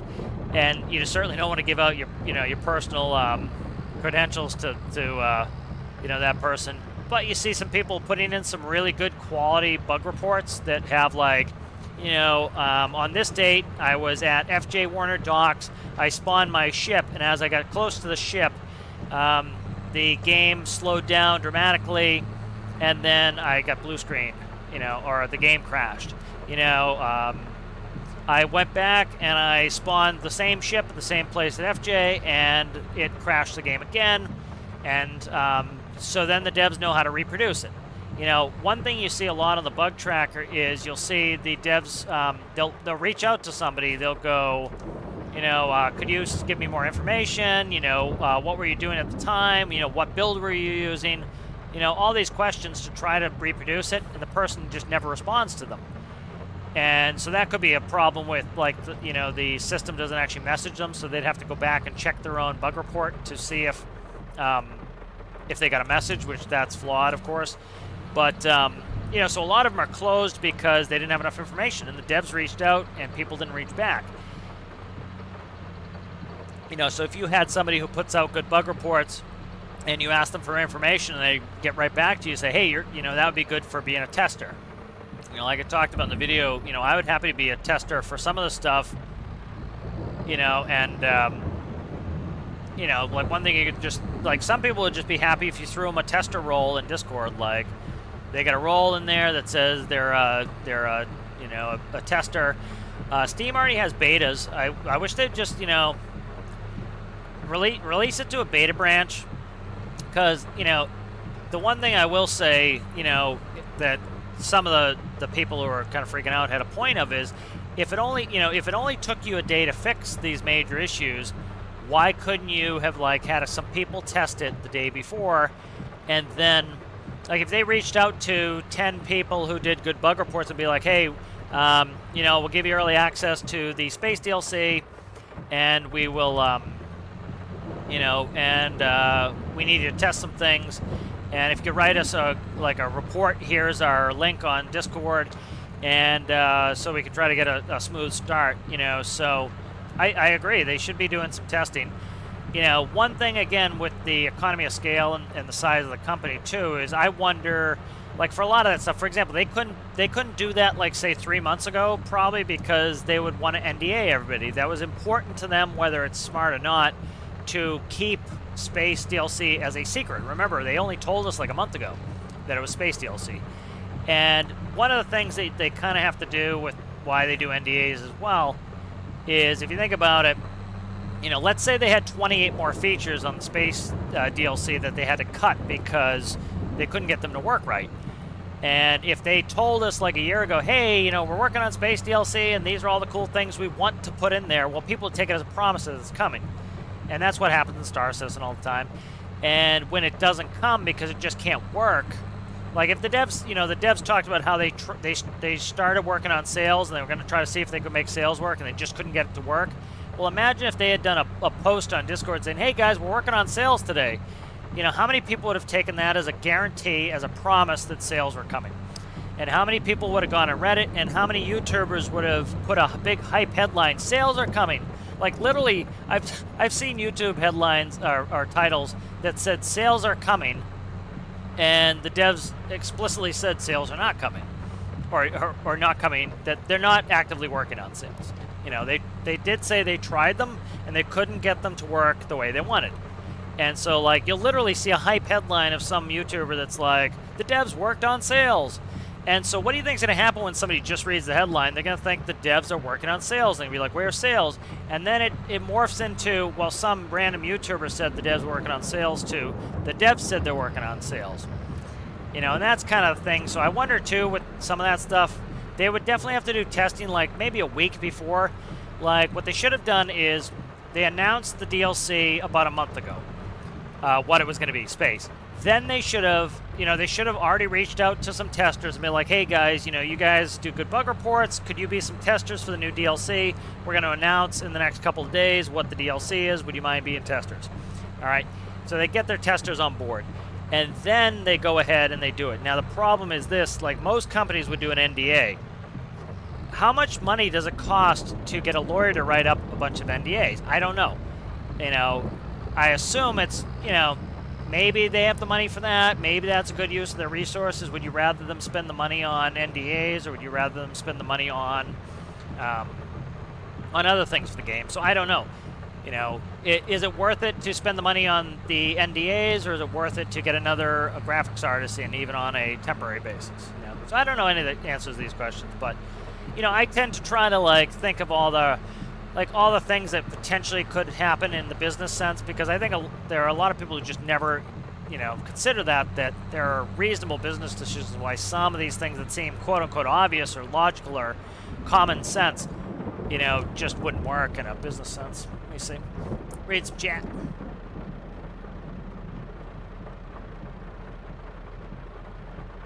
Trying to figure out how to do ventilation because either CO2 isn't being removed or enough. Yeah, I tried. So I have my scrubbers going, right? I think I even sent Mr. G a message about this, but I did a scrubber test. I had me, 4 NPCs, and 3 dogs, all in my test chamber, and I left them in there for an hour while I was playing Tarkov. And I came back, and the CO2 was sky high. It was never reached a toxic level because the oxygen never got low enough. And then I turned on my scrubbers, and it deleted the CO2, the oxygen, and the nitrogen. So it got rid of CO2, oxygen, and nitrogen. So it's not going to recirculate that oxygen in at least my setup, so I'm not sure how to make it work.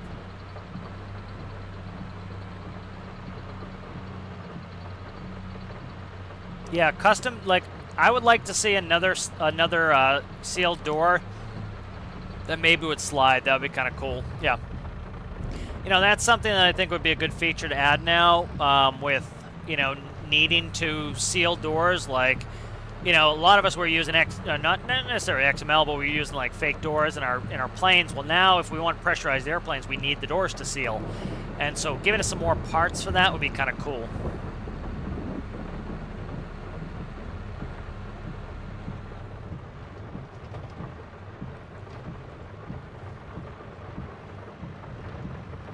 Yeah. Ray Oceanus comment. He says, it's horrible how people started review bombing the game and told people not to buy it, and it's dead. Yeah, you know, and guess what? They'll never admit it, but they look silly right now. Because you know what's going to happen? In a month, when most people have forgotten about this, when the people who, and I'll call it temper tantrums, a lot of them were temper tantrums, when some of those people threw temper tantrums and told people not to buy games, a lot of those people are going to watch YouTube videos, and they're going to watch their friends play, and they're going to look up the game again, and they're going to go, all these people said this game sucks, and these people look like they're having fun, and they're going to take the chance, they're going to buy it, and they're going to be like, those people were wrong, you know? And a lot of those people are saying, I'm done, I'm never playing Stormworks again. Well, they'll go away. New players will come in, and they'll be like, yeah, the game's great.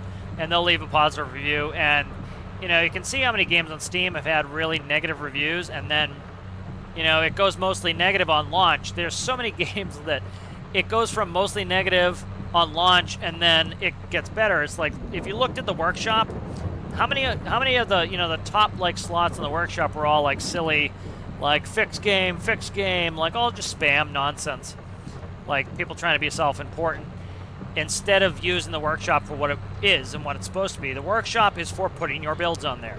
Like, I don't care if, like, you know, I understand your butt hurt and you want to spread the message and you want to put the squeeze on them. I get that, but that's not what that forum is for. That forum is to put builds on. So you had people who spent a lot of work on their builds who couldn't get their builds to the top of the workshop page and got drowned out by nonsense.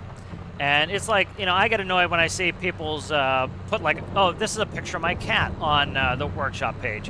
It's like, dude, yeah, your cat's great, man, but there are people there who are trying to put their workshop pages on there. You've got new players trying to share their cool builds and see if people will like them, and you're putting a picture of your cat on there, you know, drowning them out. It's like silliness like that. It's like angsty teenager nonsense, it seems like. You know, and now you look and all that stuff's gone, and it's, guess what, it's filled with builds again. So yeah, those people took over for like a couple days. And so you look at it in a month, you know what's going to be on the workshop page in a month? A ton of cool space stuff. And you're going to have people who like space games, they like building games, they heard about this cool game Stormworks, they heard a rumor that it's a real buggy, terrible mess, and the devs suck and everything else, and they're going to play it, and they're going to do what a lot of us did was, oh, there's a great game, and they're going to play it. And they're going to go leave a positive review. And eventually, you know, it will, you know, the game won't be remembered for that day. It'll be remembered for what it is at the time that they review, you know. It's like, how bad was it? And, like, how many people chicken littled and said the sky was falling with modular engines? Oh, you can't cool modular engines. This game's a dumpster fire. Oh, what a mess. And what did the devs do? They fixed modular engines, you know. And now, you know, pretty much everything I use is a modular engine, and people are using modular engines, and every once in a while I get somebody say, oh, you can't cool modular engines still, and it's like, yeah, you can, dude. Like, do these simple couple things, I'll post my cooling tutorial video, and then people are like, oh, thanks for the tutorial, I got it working, you know, so it's that kind of thing that's pretty funny. Yeah, mirrors would be cool. I would like a mirror plane. Like, all it would have to be is a flat plane, kind of like the size of a HUD. Like, they could even use a HUD and just put a flat plane of mirror glass on it, and then put the gimbal on it where you can turn it, pitch it, and yaw it, and then that would be really cool. Because you figure, you know, like, some people are like, you know, it is intensive. Like, mirrors, it took Farming Sim a long time to get mirrors in because it is resource intensive, but is it more resource intensive than having a camera and a monitor? Because most of us are using cameras and monitors. So, you know, that's I'm curious about that. Oh, thank you there, Ramsey. I try to be an agreeable person. Yeah, I think, you know, when I kind of like, I try not to do too much speculation and hype. I hate it. I don't do it in any of my video titles. I have no interest in it. Hype is hype is a disgusting thing I could do without, frankly. You know, I tend to be reasonably blunt, and let's actually grab a little bit of, I need some chemical here. Why can't I get chemical? I want chemical, people.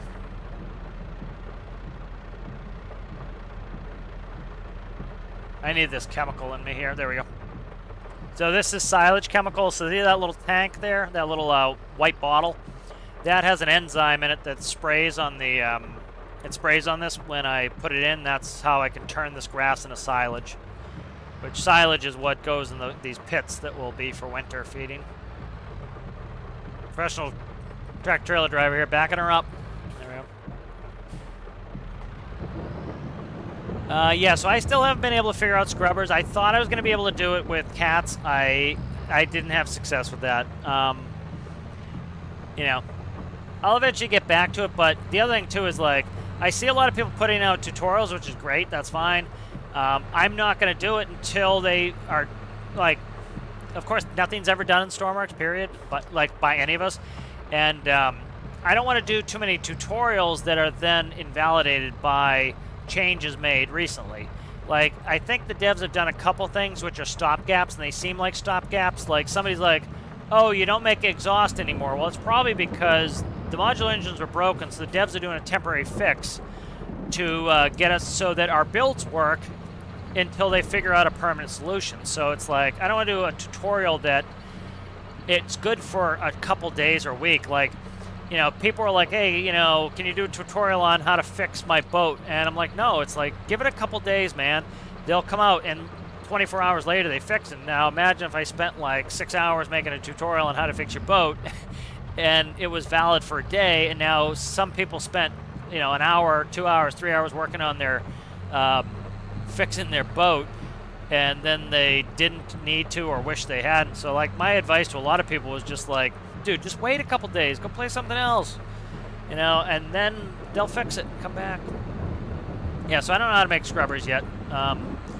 I kind of, you know, they're still working on some of this pressurization stuff. I think that's where a lot of the problems are. They're going to have to figure out some of these blockers, and then once they do that, I feel more confident to make some, do some testing.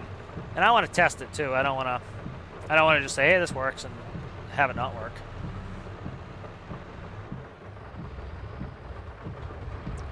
I think sails will be thin blocks that auto-connect between 2 or 3 points, like how they have treads. Yeah, I think that would be cool. Like, just a facade, essentially. That would make sense.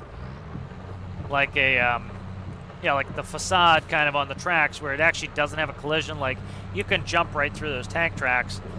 That would be a good way to do it. You know, they said they worked on it, but they weren't happy with it. That more screams to me that, you know, they couldn't get it to perform right with wind. As wind went up, does it tip your ship over more than it pushes you forward?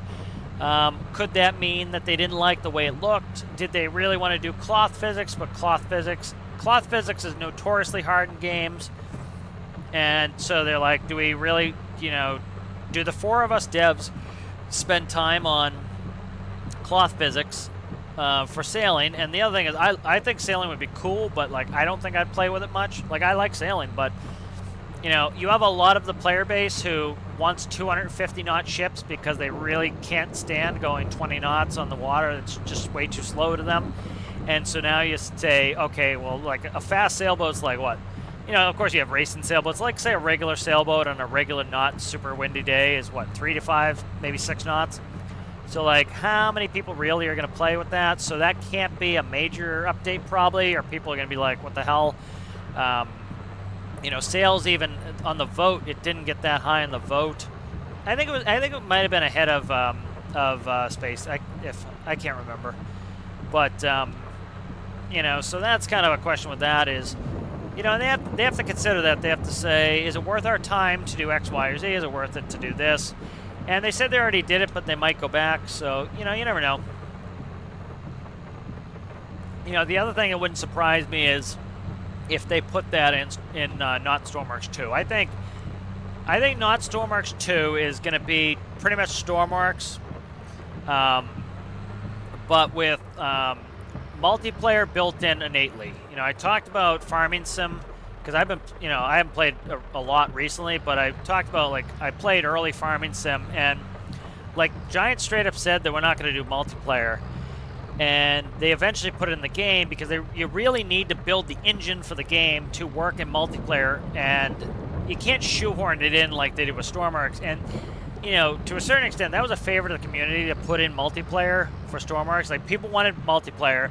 The game was never intended to be multiplayer, and they put it in for the community, and a lot of those people have done nothing but complain about it, which, yeah, it's not in a great state. I absolutely agree. Multiplayer is a mess, but you know, they took the time and they tried and they spent their resources that could have potentially been spent somewhere else that would have been economically more beneficial to them on this thing that people asked for. And so I think in not Stormworks 2, multiplayer is going to probably be an innate feature that's not an afterthought, but is a forethought. That's one of the main features of the game. Is like, this game is incredible in multiplayer. Like, for example, let's say I wanted to play, like I was playing with Citrus. If any of you guys want to play this and have it, let me know. Like Citrus has been coming and playing most days that I've been playing this. And it's a piece of cake. Like literally, I could get the multiplayer game up in about, I don't know, 25 seconds. I would hit escape, I would save, I would quit. The game is back in the main menu in seconds. I press multiplayer, connect, I pick my save. I already have the password set up from yesterday, so Citrus still knows the password. And then when he clicks on my game, it tells him what he needs to download for mods. I've only chosen mods that are on the official mod host, on the official mod thing for the game itself, so you can download them through the game, and so you're not getting, a bunch of, spyware and viruses. It comes right from Giants, and and bingo, he's in the game, and he can come in and he can play as long as he wants or as little as he wants, and then I can play offline. I can save it. Like some games, you have to have a multiplayer save, and you have to have a single-player save, and you have to always open it as multiplayer. So this is fantastic, but you have to start innately putting that in. So I think Stormworks 2 will have multiplayer innately. I'm not a fan of it. It doesn't interest me, but that doesn't mean it's bad. But a lot of people have been wanting cooperative building because that would be good. They can do that with their friends. They can get their friends into it. Like some people like to really, like you see some of the really cool cooperative builds that are on the workshop. Like some people love to do interiors and they have no clue how any sort of mechanics work. And so they do decoration. And the other person could not care less about decorations, and they do all the mechanics. And it's a harmony, and they would love it if they could do it cooperatively instead of being like, hey, here's the latest version of the build. You want to work on the interior? Well, I sit around and do nothing. And so I think that's a desired feature that would have to come in a new game. I don't think it's possible to jerry-rig the game to do cooperative building. I think you need to do it from the start. So I think that would be a feature. What else would be in the game, I think, right off the bat? People have really been asking for better terrain. I think that would probably come in. Deformable terrain, I doubt it. Like, even this game, it took a long time, and it still doesn't have deformable terrain, but it has, tire tracks. So I doubt you're going to get deformable terrain.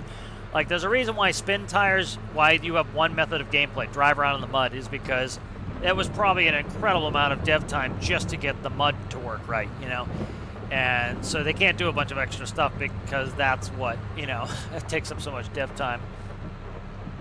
Try to read some chat while I'm driving here. It's tough. This is a bumpy-ass road to be doing it. Once I get in the field, it's easier to read.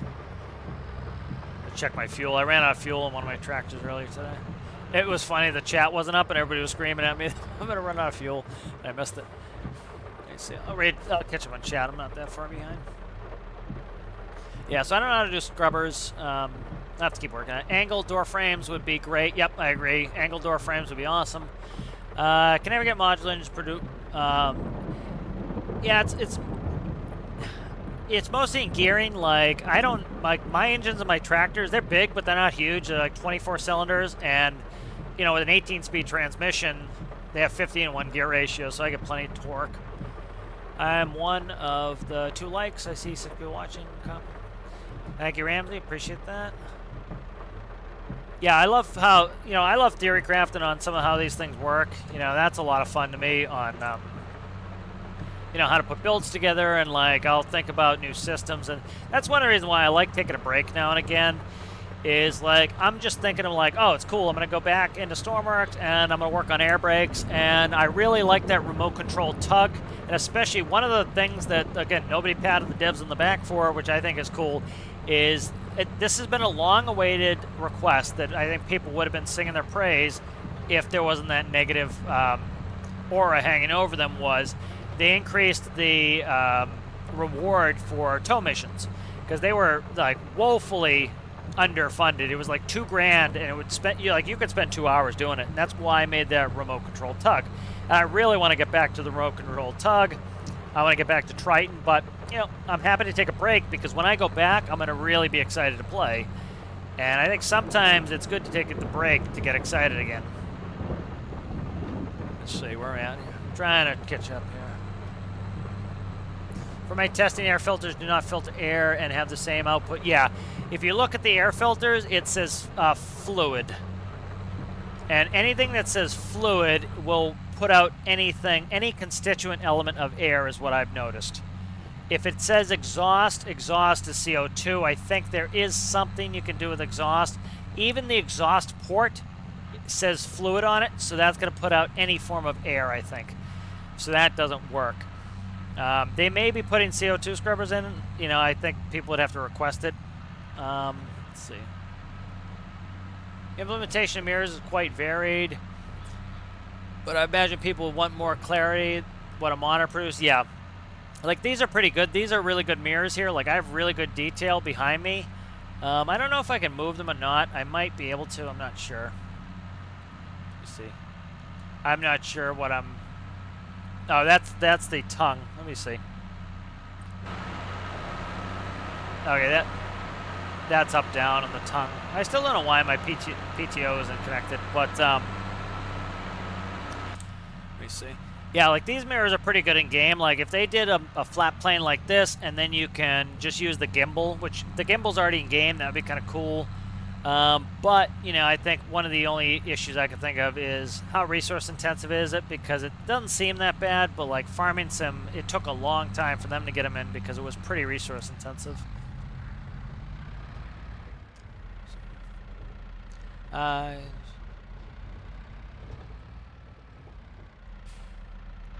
That's good. Thank you, Ramsey. Appreciate the kind words. Yeah, like I really like, I see hype and it makes me roll my eyes, and that's like, there's a lot of stuff I don't like doing. Like I don't like asking for people to like and subscribe. Like I appreciate it certainly when they do, but it's like I don't know. I'm too much of a contrarian, like, and that's like sometimes that gets me in trouble to a certain extent. Is like, you know, there are a couple people accuse me of like being shills for the devs, and it's like one of my philosophies is if everybody has X position, I'm going to at least investigate Y position. What? Oh, I guess I am eating it up this fast. If everybody has X position, I'm going to play devil's advocate, and I'm going to look at Y position. And then I'm going to look at Y position and say, yeah, Y position's wrong. Okay, and move on. But I'm going to look at it objectively. And that was like, so, you know, like there have been people all, you know, not week, but like the last couple days saying that, oh, this is easy fix. They should have spotted this, X, Y, and Z. And so I, to a certain extent, give them a little bit of leeway saying, what? Am I not picking anything up? Okay, my pickup wasn't up. That would be why. I looked like it was down, but it wasn't. You know, and so that's why, like, I've been giving them the benefit of the doubt on some of these things, and like maybe it's part of their business. Like they just don't have the people, or they don't have this. Maybe they're absolute scumbag, terrible people. That could be true, like is the common opinion, but the contrarian in me is like, you know, I'm not going to take that position unless I have any evidence of that position. And I'm going to at least explore the possibility that that is not the case. And that's kind of like, you know, I talked about in my response video, was like, I'm at least going to explore the possibility that there was some sort of contract the devs had that the game had to come out on time. Why rush it out? Why not make it wait? Well, there are a couple of reasons, I would think. One, you know, is there a deadline that if your game's not out by this time, it's not going to be in the Steam Winter Sale?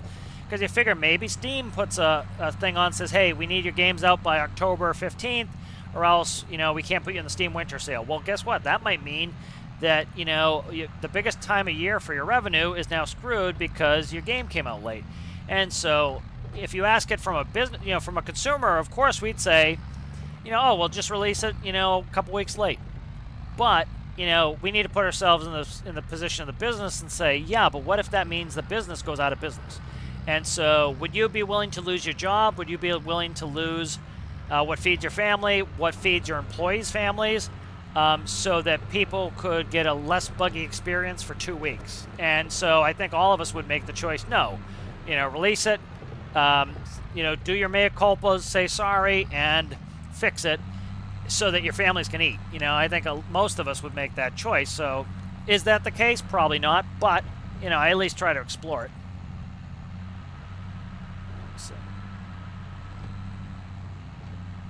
Thank you there, Ramsey. Appreciate it. I just went over to the Steam store and left a good review. Very nice, yep. And again, you know, like I was saying the other day in my response video, if you legitimately do not like the game, you should leave a negative review. I left a negative review of Starfield.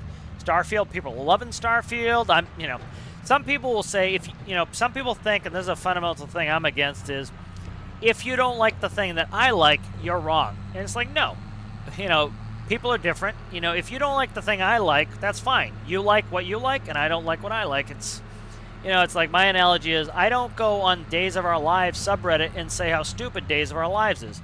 Guess what? Days of Our Lives is not for me. It's not made for me. I don't like Days of Our Lives. I've never watched Days of Our Lives. I have no interest in it. It's not made for me, and so it would be irrational, it would be silly, it would be counterproductive and stupid for me to go on a Days of Our Lives forum and say how stupid it was. So, like, if you can go on my Steam page and read my review of Starfield. I said the things that I didn't like to tell people who are like me, you know, that they may not like this game. And I said it's probably just, you know, it's just not the game for me. And that was my review. Was it's just not the game for me. It was essentially the end point on that. You know, and this game's not for everybody. And so if somebody goes on like, you know, I love playing multiplayer, and multiplayer's a mess, and I can't play with my friends, and that's why I bought the game, because, you know, I can't play with my friends, and I'm disappointed that I can't, and so I don't think you should buy this game if you want to play with your friends. That's a perfectly good review of this game, if that's what you want to do. You know, and if you hate building and you only want to sink Titanics and play with a Kraken, and, you know, you can do that for 2 hours and then you get bored, well, guess what? Maybe it's not value for money for you to spend $50 to go, you know, sink a Titanic once and play with the Kraken, you know. And so you leave a report. Well, guess what? People like you are going to say, yeah, I wouldn't want to do that either. You know, my review for Stormarks, the main game, is unfortunately not very complete. I wanted to do a long video on it, which I'll probably try to get done, but I left a pretty measured response, I think, on this DLC. I gave it the thumbs up because pressurization, I think, is fantastic, and so I can't remember the exact wording in my review, but it's something to the effect of, it's a positive review, and I said, you know, it had a very rocky start. Within 24 hours, you know, the main bugs were broken. I have confidence that, you know, within the week, most of these major bugs will be squashed, and the game will be in pretty good shape. I think it's certainly value for money for $10. That was essentially my review. You know, I wasn't hyping it up. I wasn't doing any of this other stuff. It was a pretty measured review. You know, let's see.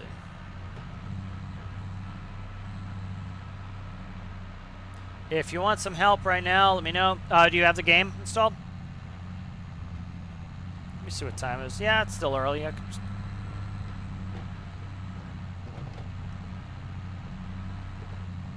Yes, I would like them to change the air filters to filter air. Well, yeah, the problem is air is considered a fluid because it has to be made up of the constituent elements. I'm trying to think. What they could do is they could do this. They could make the air filter oxygen and nitrogen could go through. Everything else stops. So what that would do is that would make it so that all the constituent elements of air, air being carbon dioxide, nitrogen, and oxygen, the only two that can go through are oxygen and carbon dioxide, and that way you would need to have you could use a filter to filter out carbon dioxide, and then what I'd like them to add is a clog mechanic, kind of like scaling. And so if your engine scales, you need to repair it. So what they should do is, if your air filter gets to 100% carbon, it will clog, and you'll stop getting air, and you have to take a torch and clean it. You know, that would be something I think would be reasonable to do. And I think that would probably not be too hard. And it would add a cool game mechanic that you put an air filter in your spaceship. Every once in a while, you got to take a repair torch and hit it because it's full of carbon. You know, I think that would be kind of neat. I wish gas relief valves could be changed to only allow certain gases. Yeah, I think they're, you know, one thing they've moved away from was quote-unquote magic filters. Beginner actually talked reasonably at length one time about that. Was that, you know, people were complaining about them getting rid of the regular filter, and his explanation was they didn't want magic, and part of it was the oil update was coming out where you need to spin or you need to do fractioning to get your oil elements out, And so if they didn't do that, if they didn't get rid of the filter, people would have cheated oil, essentially. So they're trying to not have that cheating. You know, so I would be happy with, for example, there are CO2 filters, IRL. They could introduce a CO2 filter. That would be something they could add. They could just make catalytic converters. You know, they could make catalytic converters do it, or just make a thing look like a catalytic converter and have it as a CO2 scrubber. That would be something I think they should do. Yeah. Let me, Ramsey. Let me see where. Are you in? Are you ready to get in now, Ramsey? Just let me know.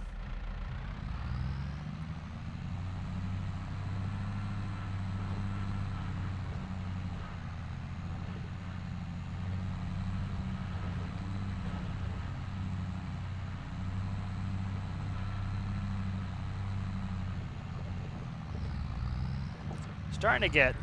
Are you going to be on tomorrow, Ramsey? We might just do it tomorrow because I'm wrapping up here. I don't have too much left to do.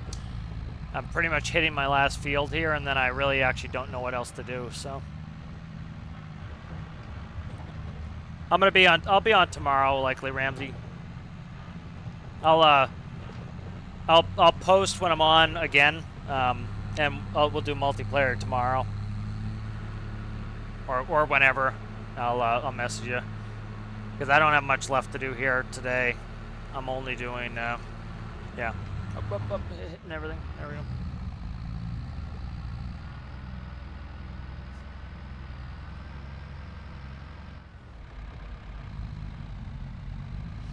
One thing that could be kind of cool, you know what would be a cool thing to do? Charcoal filters. And so you have to get coal, and you can refill the filters with coal. So let's say that it's full of CO2 because the charcoal will absorb it, and because it's very porous, and so you have to like get a couple pieces of charcoal and you load them into the filter, and then after it gets full, you need to take the coal out, or even like maybe like you don't make it so you have to put coal in it, but it has coal in it, and when it gets full, you have to pull the coal out of it or something like that. Would be kind of neat, and you can just throw the coal away, you know. But give you something to do. That'd be kind of neat. Yeah, charcoals would be cool, yeah. Yeah, Ramsey, I'll be on. You know, we'll do multiplayer some other time. I'm just like, I don't have much to do, and I'm getting tired, so I don't know how much longer I'll be on. Alright, so what do we have here? I think we have the rest of this field, and then once the game goes into the next day, we'll be in December. That's why I was kind of rushing to get this field done. This is my grass for the winter. I need to get all my grass in that silo for winter. Else I'm not going to be able to feed my animals. But yeah, I think charcoal filter would be kind of cool. You know, and it uses, a lot of those things aren't too bad because they use mechanics already in the game as far as like, we already have coal.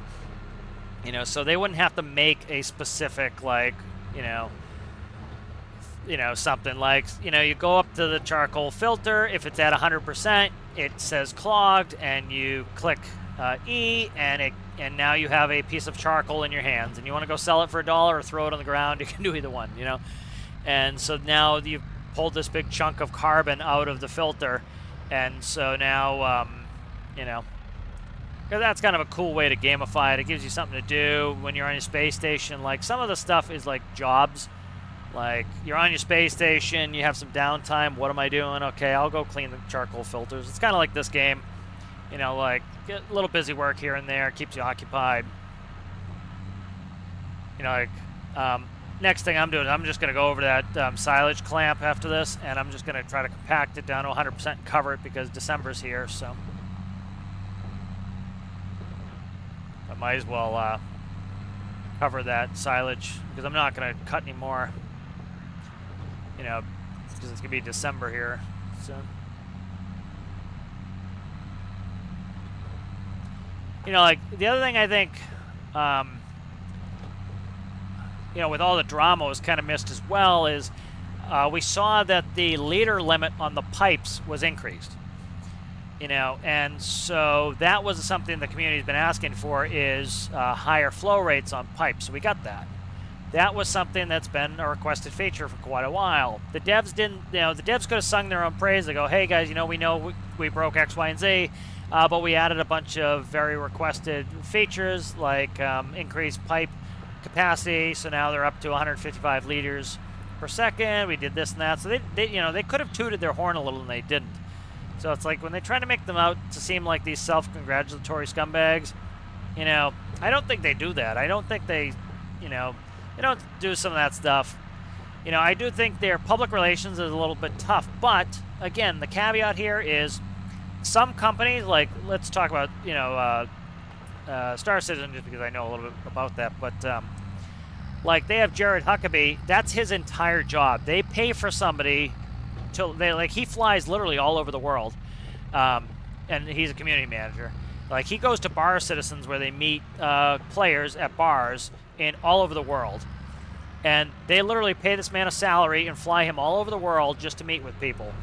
That's his job. Now, some people are talking about, Stormworks needs a full-time community manager. Maybe they could afford that. Maybe they can't. But, Star Citizen definitely can. They brought in $600 million. They have 1,200 employees. They can afford to have somebody be a community manager.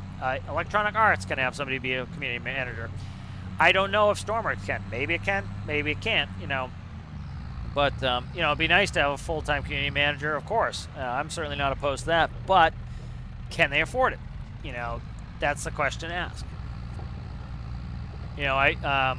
Like the developer for VTOL VR, which is one of my favorite VR games.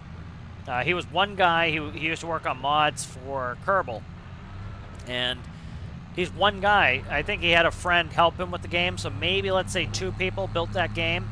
And so, of course, they can't have perfect community engagement because there's 2 of them. And so they can either engage with the community or they can build the game, And this company has 4, so you say, can they afford either in cash money to hire somebody just to do community engagement, or, can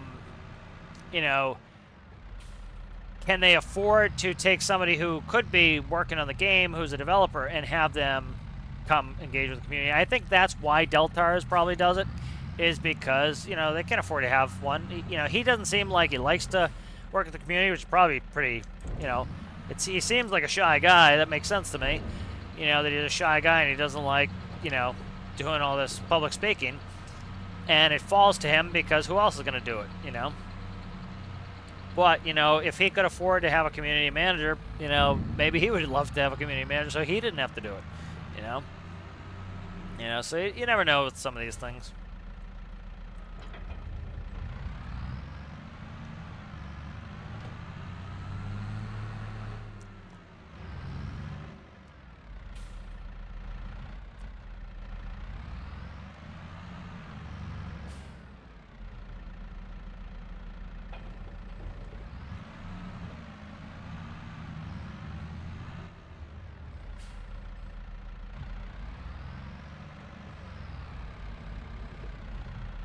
Pure pleasure to play with the joysticks now.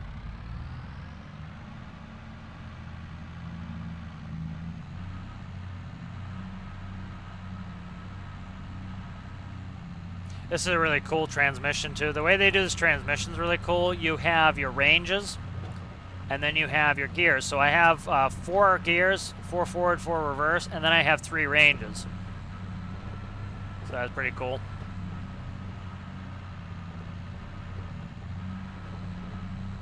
I want to get this compacted and closed before I get off.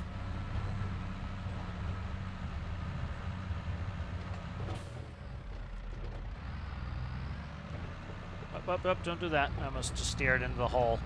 That could have been bad. I would be having to rescue this friggin' tractor.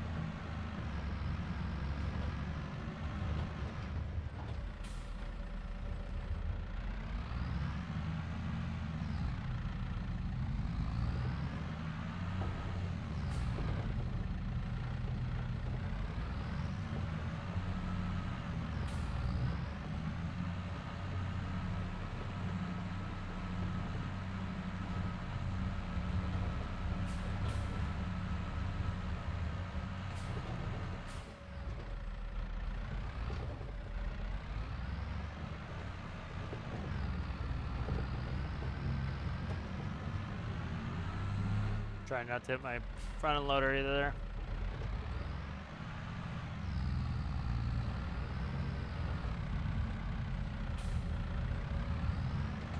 Like this was many generations of this game to get silage to be really you know, workable like this. This game was a very iterative game, and it you know, went from an annual cycle to a biannual cycle to I think it's still in a biannual cycle now, but you know, that was very beneficial. It was like some of the people talking about like, oh, instead of doing not Stormworks 2, why don't you just focus on this game, and why do we have to buy it again? It's like, well, one, because again, you know, you can't, you know, I have 5,000 hours for $50 essentially. You know, you can't really expect people to get that much gameplay for that little money, you know, and have a company survive. And so at some point, you know, in order for them to make it better, they need to start over from scratch. They need to make some things innate in the beginning, like multiplayer and, you know, perhaps cooperative workbenches and like maybe cloth physics. And if they choose that they want the game to not be cartoony as much and be a little bit more realistic looking, change the aesthetic, they have to do all that stuff like, you know, pretty much in a new game. And the benefit is now they get to, you know, people buy it again. You know, like Farming Sim came out, it was like $9 a pop, and it was a really bare bones game, but they got a following and people started liking them, and then they came out with the next one, and then the next one, then it was like $15, and the game got better and better and better and better. And like, you know, I think they want mods. I think they said they wanted mod support, not Stormworks 2. Well, that's something you have to have innately. Like this game is super cool with it because, you know, like I was talking about how I download the mods and it immediately tells you what mods, and it gives you all the links, and you just press download and it downloads them. And you know, they have tools for the community to make a lot of these mods, and they do have DLC. I think it's pretty reasonable. It's like vehicles, if you really want them, you can have them, but you don't need them. It's not gatekeepy. And that kind of annualized model was really the only way this company was able to, you know, make this small niche game of people farming into what it is today, as people realized it was a fun thing to do. And so that's why, you know, like I'm looking forward to Not Stormworks 2. And I'm actually a little bit relieved. I was afraid that Not Stormworks 2 was going to be all in space. And I was like, oh, like, I would miss a lot of the elements of it. That my favorite part about Stormworks is the ability I can build a land vehicle, I can build an airplane or an air vehicle, I can build a sea vehicle, I can build now space vehicles. That's what I liked, and I was afraid they're going to make it just a space game. I'm like, oh, it's going to suck. And so I'm glad that they actually came up with the space DLC that, so it would be like, okay, not Stormworks 2, I'm thinking is going to be essentially Stormworks 2, but they're not going to call it that because, you know, the search and rescue purists, you know, they take that one little bit of build and rescue, and because it said rescue, it should only be rescue, and not this type of rescue, only this type of rescue.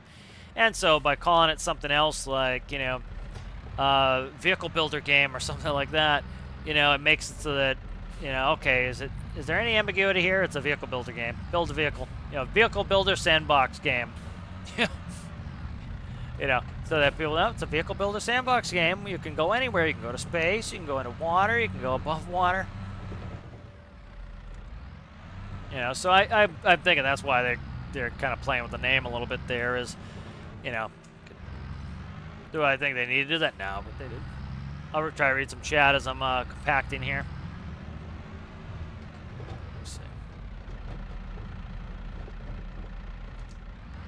With space and your decent-sized motherships like Triton, it seems like large creations will be in the world for longer with these updates.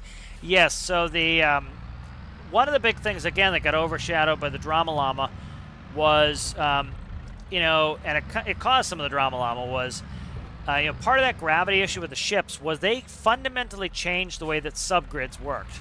So before, I couldn't take certain parts, like Triton's parasite craft, more than 2 kilometers away from Triton. So what I'd have to do is I would have to spawn Triton, and then I'd have to fly a helicopter onto Triton. So anytime I wanted to make like a minor fix on Triton, I needed to unload it. And it's not that big of a deal, but you can tell for some people who didn't have the time or the inclination to do that, it would be annoying. So now you don't have to do that. You can spawn everything on there. And it had some unintended consequences. For example, I was having a problem when we were doing the hydrolysis experiment, because if the way we used to do it was you could just make a tank that was actually not connected to the main body, and it would still think it's part of the main body. Well, now it won't spawn fuel in it, or it wouldn't spawn the liquid in it, so I couldn't make that test work. Well, that's part of the new mechanics, and eventually we'll all get, you know, used to the new subgrid mechanics, and I think they'll be better. Not Stormworks 2 is their working title for their next vehicle building game. Yeah, that one of the update videos, one of the updates they talk about that. I have an update video on it. I can't remember which one it was.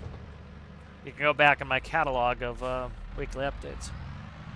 But that's like, you know, for example, there are like people in the Star System community who do what I've done a lot with some of these like weekly updates. Like every update that the developer gives, they read them out, and that's one of the reasons why I do it. And you know, I literally sit there and read the entire update and all the patch notes every week, and so I kind of get a coherent message of what the devs are trying to do. I can kind of see some of the sneaky things they're gonna, kind of the secrets they're gonna end up putting out, because I read every week, so you can start to see a coherent thread going on. And so, like, you know, that's when they announced Not Stormworks 2 was, and oh my God, this was the last major freakout people had, was the Not Stormworks 2. Because there are people who assumed that because, and they were very lawyerly in the way they said it, but there were a bunch of people who assumed that they were abandoning the game. And I went back and I was telling people, like, dude, if you go back 3 weeks ago, they said that they have a DLC planned for this year. They said they have 3 more majors already planned. They're not abandoning the game. And they're like, oh, where did they say that? I'm like, 3 weeks ago. And I'd send the links to people. And then a bunch of YouTubers was like, oh, they're leaving Stormworks, or they're abandoning Stormworks. And then people were like, oh, the devs said they're abandoning Stormworks. They're like, no, they never said that. And it's like, and then people were surprised, like the same people who were saying that were like, oh, I thought they were abandoning the game. Like, yeah, where did you get that information? They're like, oh, well, this YouTuber said it. Well, where did he get the information? You know, and it's like, he didn't get it from the devs because this is their weekly update, or this, you know, it's like, go to their announcements. They say every week what they're doing. You know, of course they do keep stuff back, as everybody does, but, oh, no, don't do that. I'm afraid I'm going to get stuck in this pit. You know, so you can kind of, that's where Not Stormworks 2 is. That's their next vehicle building game. You know, and they named it Not Stormworks 2 for that. I think that would be my hypothesis, is like the people who keep saying that, oh, you know, it's supposed to only be a search and rescue game. If this was the only search and rescue game, it would have run out of money a long time ago. You know, because, you know, you know, the best part of it's the building, and then they make it a sandbox where more people can, they can build more stuff. So you have some people who all they build is submarines. That's all they build. They build submarines. You have people who all they build are war machines. You have people that all they build are tanks and land vehicles. You have people that all they build, and you're going to have people who just came in who are new to the game, all they're going to build is space stuff. You know, and you have all these people who, they're specialists, and they keep the game alive for all of us. You know, the person who only likes search and rescue, the game would be dead a long time ago with just search and rescue. It's the people who bought Weapons DLC, the people that bought Industrial Frontier, the people who bought the game to play some of the, just, you know, in their own way, that keeps the game alive for them. You know, instead of gatekeeping it, I think it's better to be like, oh, I'm glad you bought the game, because guess what? Now I don't have to pay any more money. And the game stays alive, you know? Because other than that, the only way to keep a game alive is, like, do a subscription model. You know, you either do DLCs, you do a subscription model, or the game dies. You know, and it stops getting updates. That's how it works, you know?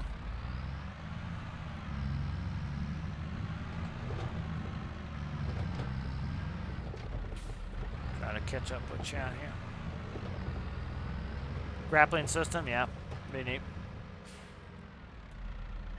I would like it to be pretty much Stormworks 2. I would like them to add survival mechanics. I don't want them to, like, they have a model that works. You know, this is kind of a gem of a game. This game has, you know, like, I have 5,000 hours in it. There are people with 7,000 hours in this game. There are a lot of people with 1,000 hours, like more than they ever thought would be possible. You know, they need to make it so, and they already said it's going to be a vehicle building game. So I'm thinking, You know, I would love them to add a survival element to it, like food and water. I like them to add like the ability to like forage and you know, and have farms and stuff like that if you want, or you can just go buy the food. Because that, you know, that's one thing that like Star Citizen I think's doing all right is like you have food and water mechanics. So it makes you have to stop and get food. So if you're in a single person ship, like say you're in a fighter, you can't really hold much food and water in that ship. So you have to stop periodically to get food and water. If you have a big, huge ship with a kitchen, right, that kitchen is useless unless you give it a reason to be there. And so, for example, if you have a big, huge ship with a kitchen, well, guess what you do? You put a ton of food in that sucker, and you never have to bother stopping because you have a ton of food in this sucker. You know, you have a moderate-sized ship, well, you have like a cooler full of food, and so you don't have to stop every once in a while, you know. So I would like that. That would be kind of cool.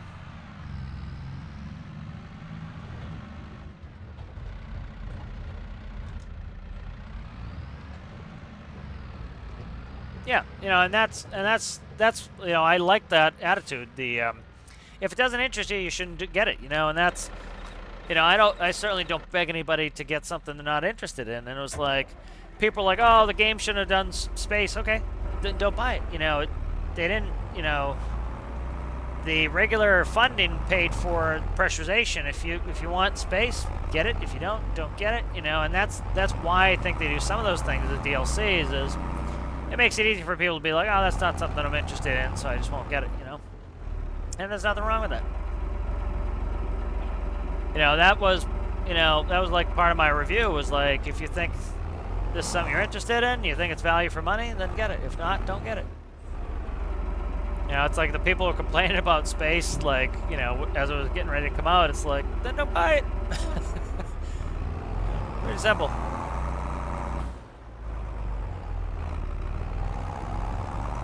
See if I can scoop this last little bit over here. The problem is those headlights glare the hell out of my eyes. Okay, so there we go. All right, I got some now. I'm trying to get all this in the clamp.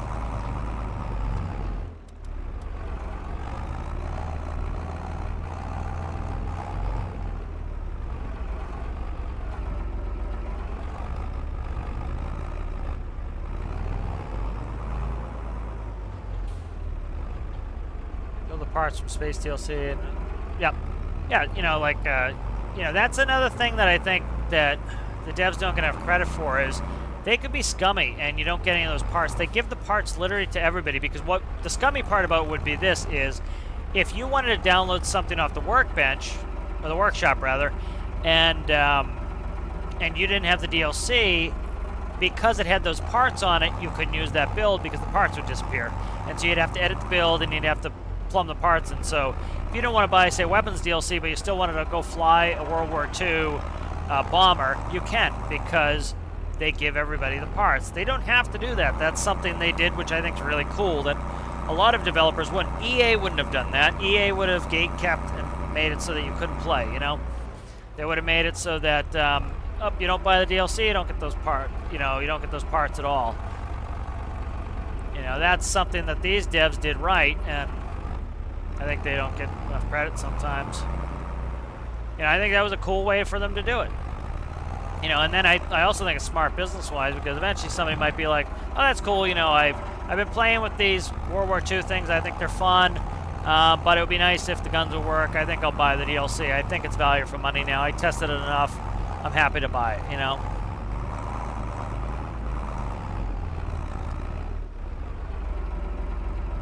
Let's see what the compaction is here.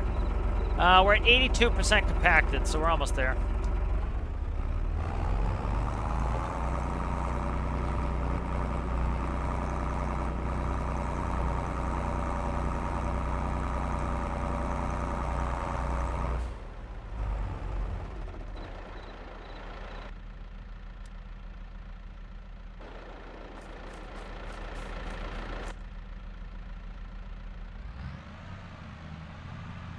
So one mechanic they added that's kind of cool is based on your weight is how fast you compact too. So if you have a heavier tractor in here, it will compact faster.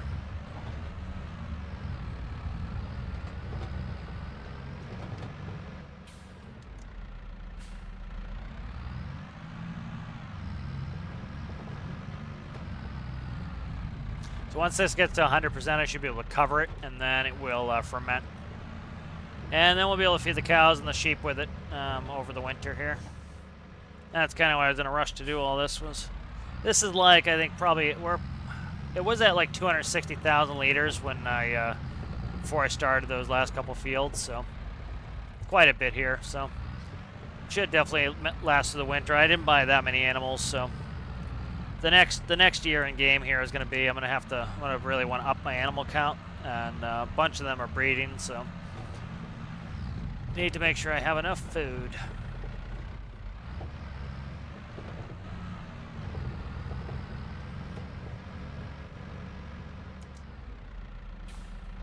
Yeah, I can actually read the chat here a little while I do this. Better than trying to drive around my field. It's hard to read it. More psyched for the physics update because of space and all the complexity it adds. Yep. Space seat is amazing. Yeah, that's another cool part. The space seat's really cool. I think that was a good one.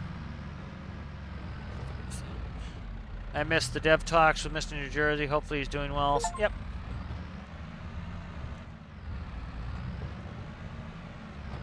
Yeah. Yeah, I used to watch the Jersey videos all the time.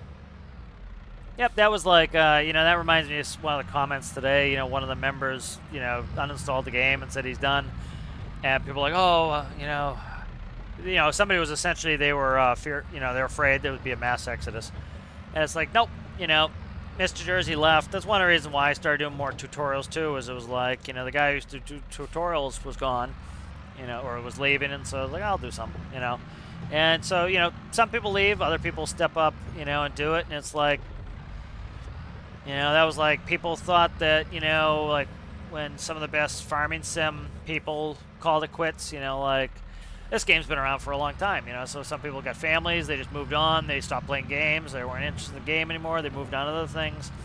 They thought that, oh my god, it's going to die without these people, and yep, other people come back, Other people come in, and they replace them, and, you still, think of those other people fondly, but they moved on, it's not, I wish they were still here, but, life happens and things change, and it's kind of the way of it, you get attrition.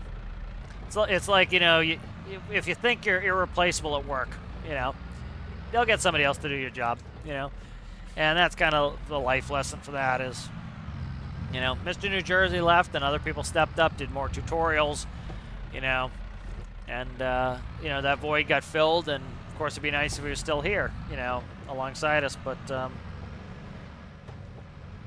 other people step in the place. Silage is crazy OP. I have a tiny grass field that produces 125, oh, really? Right, here are my barley fields, which are about at least 4 times big combined, put on the same in flour, yeah. Space seat, super compact, and you can put on walls. Yeah, I really like the space seat. Did you see my segue that I made? Yeah, I made a little segue out of it. Yeah, that's another huge part. The reaction wheels. Like, so many people were building mechs and they had to use a bunch of glitchy weirdness that weren't really all that great. Motorcycles, stuff like that. Like, they're 1x1 reaction wheels. Like, I'm actually excited to, like, try to start doing some motorcycles. I'm a big motorcycle guy. So that would be something that would be cool that, you couldn't do before the space DLC. That, again, the terrible space DLC that people are crying about, it's like, yeah, you might not like the space DLC that you don't even have to buy and you can still use the reaction wheels. So it's like some of that stuff, it's premature, It's like, 93%, we're getting there. No problem there, Ramsey, I'm glad to hear. And that's the thing is, it's like, it was sad when Mr. New Jersey left, but other people stepped in. It's one of the reasons I started doing build challenges was, there were some things that I didn't like how Mr. New Jersey did build challenges, and I participated in a lot of build challenges, and so I took the worst elements and tried to improve them, and there's still things I could do better, and, so it's like you get inspired by some of these people, and, like, I would say I probably have a better mechanical and especially operational knowledge than Mr. New Jersey had on certain things. Like, Some of his engine stuff doesn't make sense to me. Like, definitely I have more airplane knowledge. That's just my background, you know. Aeronautical science degree, I kind of, I have like a little bit more knowledge in some of that stuff. So, I'd say if I were to speak authoritatively, it would be on airplane stuff.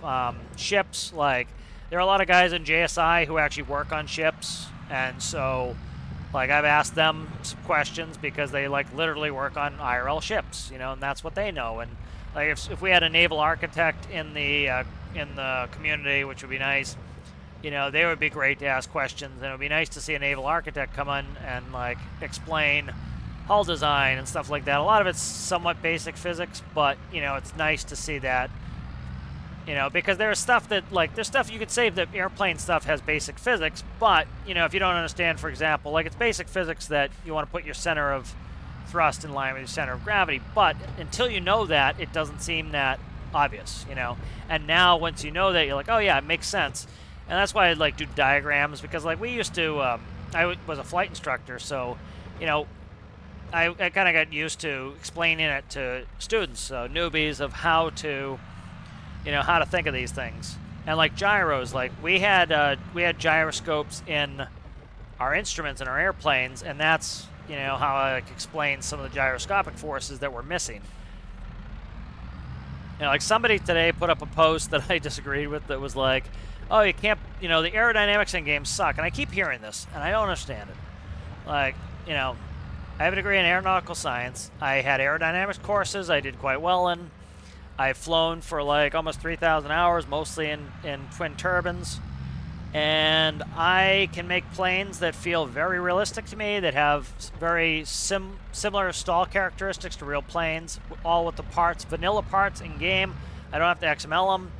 But you do have to have that background knowledge, or you need to be able to learn it. And so that's why, like, I made my my Stormworks Basics airplane tutorial, was because there were some basic factors people were not understanding that were making it so they couldn't create airplanes. And so I made the tutorial to try to, you know, kind of get people on that page. You know, there was somebody who told me, you know, they were like, oh, you can't land an airplane well in Stormworks. I'm like, I have no problem, like, you know, like, sure you can, or something like that. And I posted a video of me, like, doing a good landing. It was like, you know, it's one, you know, if you've never flown an airplane before, you don't know how to fly an airplane properly. And, you know, most games have very arcadey airplane flight characteristics. So, for example, you can't stall, you don't have to manage your speed. Like, I don't know, I really just, like, literally, like, I would love people to explain to me what they mean when the aerodynamics is bad in game. I really just, like, I don't get it. Like, flaps work like flaps. Like, you do, if you want them to work perfectly well, you have to put anti-flap in there too, which is because the game doesn't give it enough drag, so it under-drags. Which, guess what? That's great if you don't know how to fly properly, because if you have less drag, it makes it easier. So it's a concession the devs made to make it more approachable. But I like a plane that's, like, very realistic. Like, my jets are hard to fly. You know, my jets, you would have to, like, really kind of know how to fly to be able to fly my jets, because I make them purposefully challenging to fly. You know, and so, like, I've got my stuff, like, my airplanes, like, I can feel the stall buffet like I could in real life in my airplanes in game, because I have that background knowledge. You know. Let me see. Put the brake on here before I roll into something.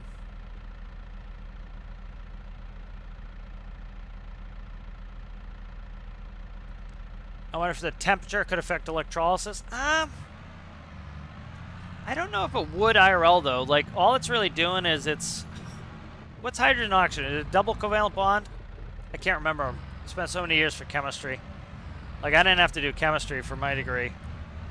I love chemistry. I wanted to be a chemical engineer before I decided on aeronautical science. But I can't remember. Double covalent bond is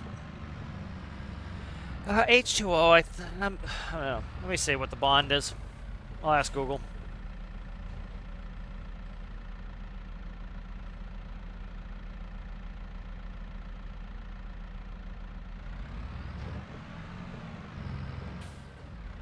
Can somebody look up it for me, if you don't mind? What's the bond between the oxygen and the hydrogen and the water? I think it's double covalent, but I can't remember. It's been so many years.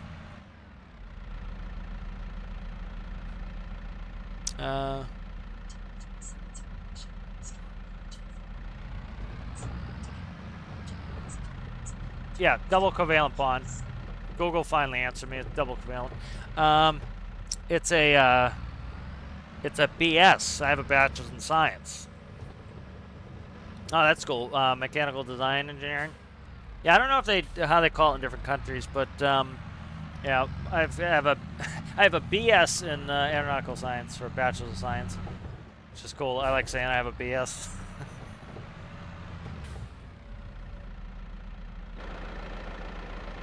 We're at 100% compaction. We're looking good here. All the lumps are out. Bingo, baby. Bingo, baby. Let's put this silage plow away. We shall not need thee for quite a while.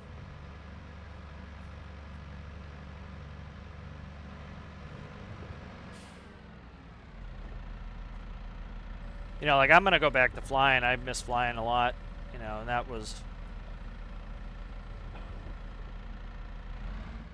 You know, I've always been an equipment operator, and that was... I love the science of it, but, like, I want to operate the machines. You know, it's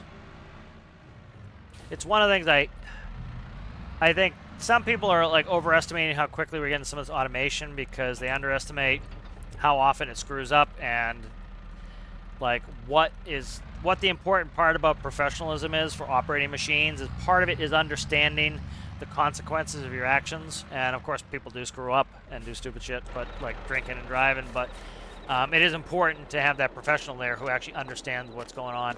All right, so we're going to blanket the silo. Let's do it. There we go. So this is now covered and is fermenting.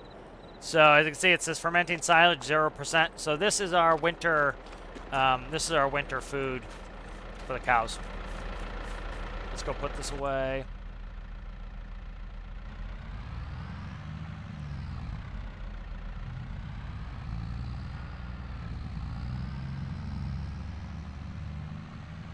Oh yeah. Which one? What is it? The DC-30. Is that the 4 engine? I can't remember.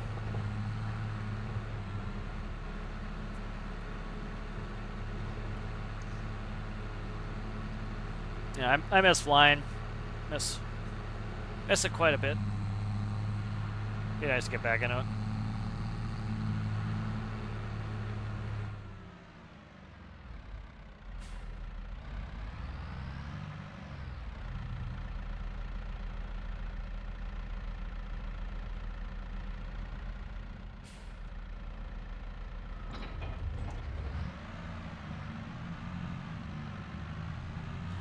So all that stuff should be washed. I'll have to buy a pressure washer.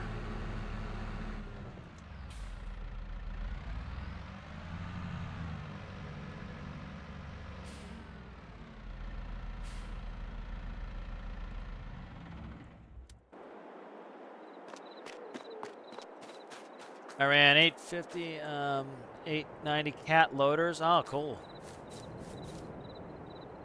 Yeah, I've only run small loaders. That would, like, if I was gonna have a big operating machine, I would want to operate the loaders. I love the loaders the most.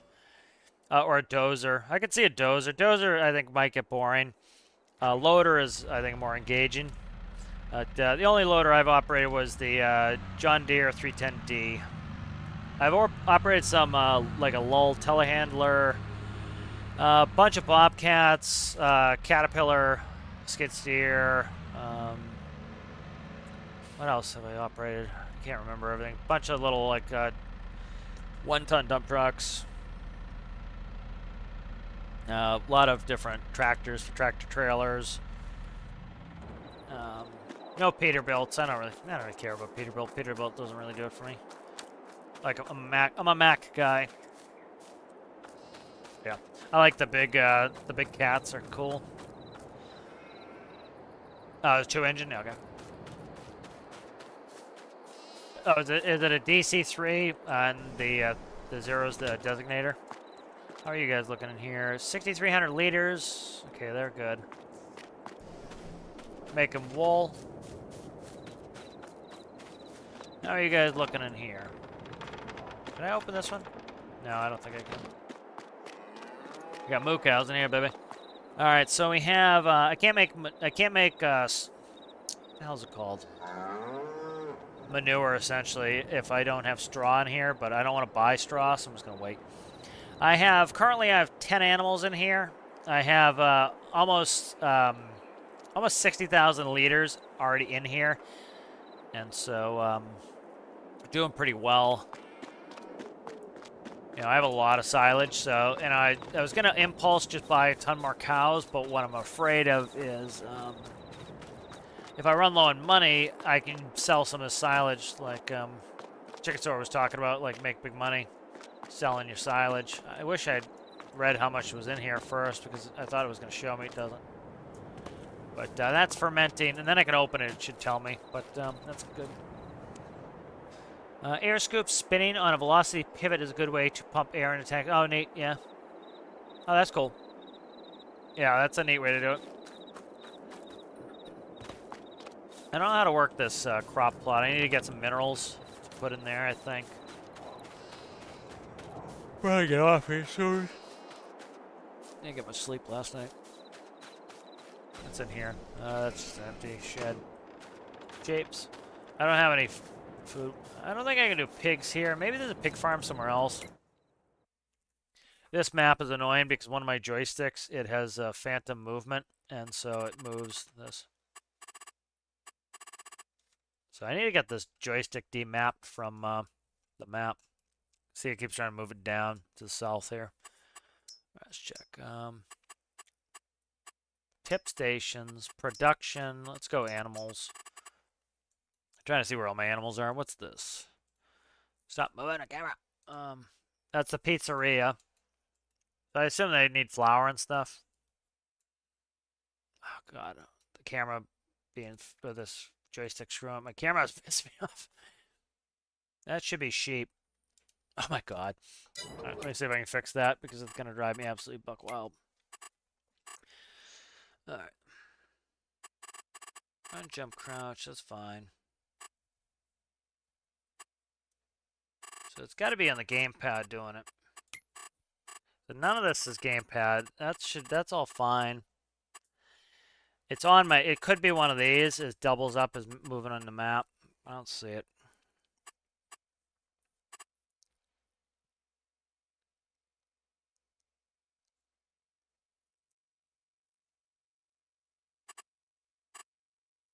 Yeah, it's gonna be cool with like some of the combine controls too. I need a map. There's a bunch of stuff I haven't mapped yet.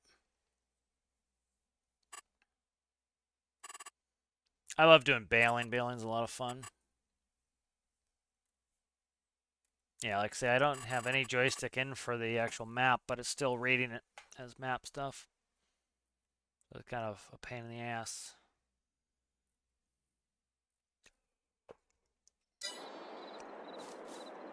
Yeah, I'm pretty sure that's just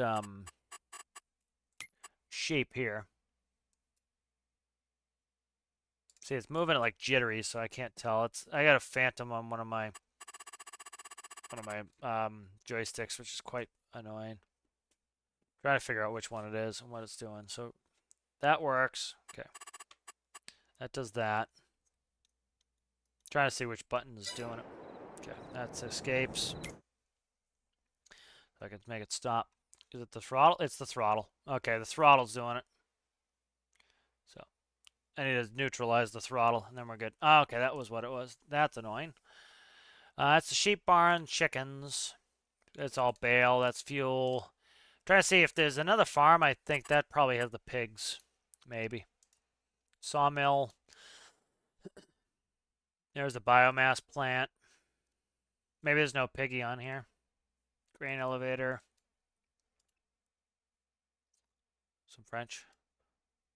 But I own this field, this field, and this field. I'm going to buy up later.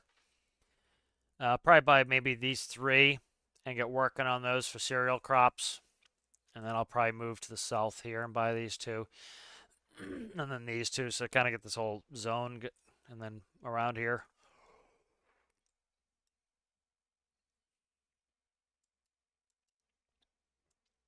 I don't see any pig on here. It might not have pigs in this. Some of them it's done regionally, so I don't think I saw a pig, so maybe this map I can't buy a pig, which I don't really care. But I don't need piggy. That looks like biomass there. I wonder what this is all about. Let's we'll visit that real quick. There's the grain elevator, and then alright, need to turn this way. Yep, so right here. I wonder what this is.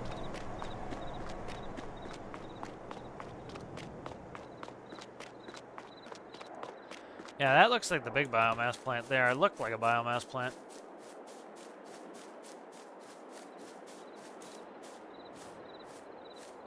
That's neat. Tread underwater vehicle. Where am I from? I'm from New England. Originally from the Boston area. I'm still in New England. I lived in Florida for like 7 years, but mostly New England. All right, so I could dump the chaff here, and then I could dump it in the biomass plant for selling. So once I get big, I'll do a lot of biomass. I like doing biomass. It's cool. I think we have very little of this in the U.S. because we don't care about the environment. Dude, people talk about like living near some of like the big hog farms and just like the stink of manure. Like I want them to fucking do biomass just to try to cut the volume down a little bit. This isn't really not really biomass, is it? Biomass is more straw bales, straw and chips. Depending on how bad the drift is, can you set it? Yeah, it's the it was the slider. I tried that on Star Citizen. It has a drift on the yaw axis. So what I do is that's my left joystick, and I don't use. So that's just for thrust, because it was yawing, and I don't use the yaw for anything. So it's just a yaw problem that. I have dual joysticks, so I don't use that yaw on that one. I have tried setting a dead zone. It's just it still overcomes the dead zone. It's weird. I'll have an onboard O2 supply with no production, so it'll be easy. Yep. Put a big pin down. Yeah, I could. I don't like doing the construction. I'm kind of old school with Farm and Sim. I like the maps that already have it in place. I really want it like plumbed in and architecture and like the hedgerows are lined up for it. I don't like that thing. I think that they did it for consoles, which I get, but like I used to build maps all the time in the earlier games. I really like a well sculpted map like this, so at this point I kind of prefer to just like get a good map from somebody and edit it myself if I really want to be particular. But I don't like putting the prefabs down. I used to make the maps all the time, but I won't do prefabs now because of it. Like that is the yaw problem right there. So I could just completely kill the dead zone on that. I'm just gonna catch up with chat, then I'm probably gonna jump off, guys. But yeah, so the game, we're at 9 p.m. As soon as it goes over the day, we'll be in December. So that was why I was kind of rushing to do the grass, because we getting into winter here. Got a good bit of wool here. That's 580, and this one's almost full too. So a little bit of cash sitting here, but we still have a good bit of cash in our pocket. So have a good bit of milk here. I think we had like 3,000 liters.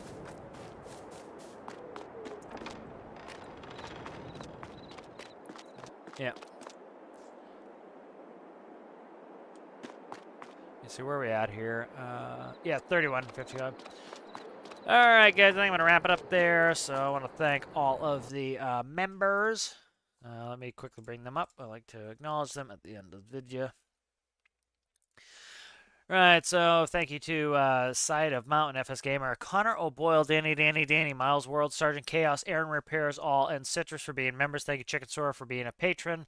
Thank you to all the subscribers. If you guys are interested in any of that stuff, it's down in the description below. All my other stuff is in there as well. Like and subscribe if you would. I would appreciate that. And eventually, pretty soon, I'll be back at Stormworks. I wanna kind of really be hungry, and I want some of the, I could contently play now, but I'll be happy when they get these bugs done, so that I can build and not have to rebuild some stuff. So, thank you everybody for hanging out and being cool, and I'll see you later. Bye.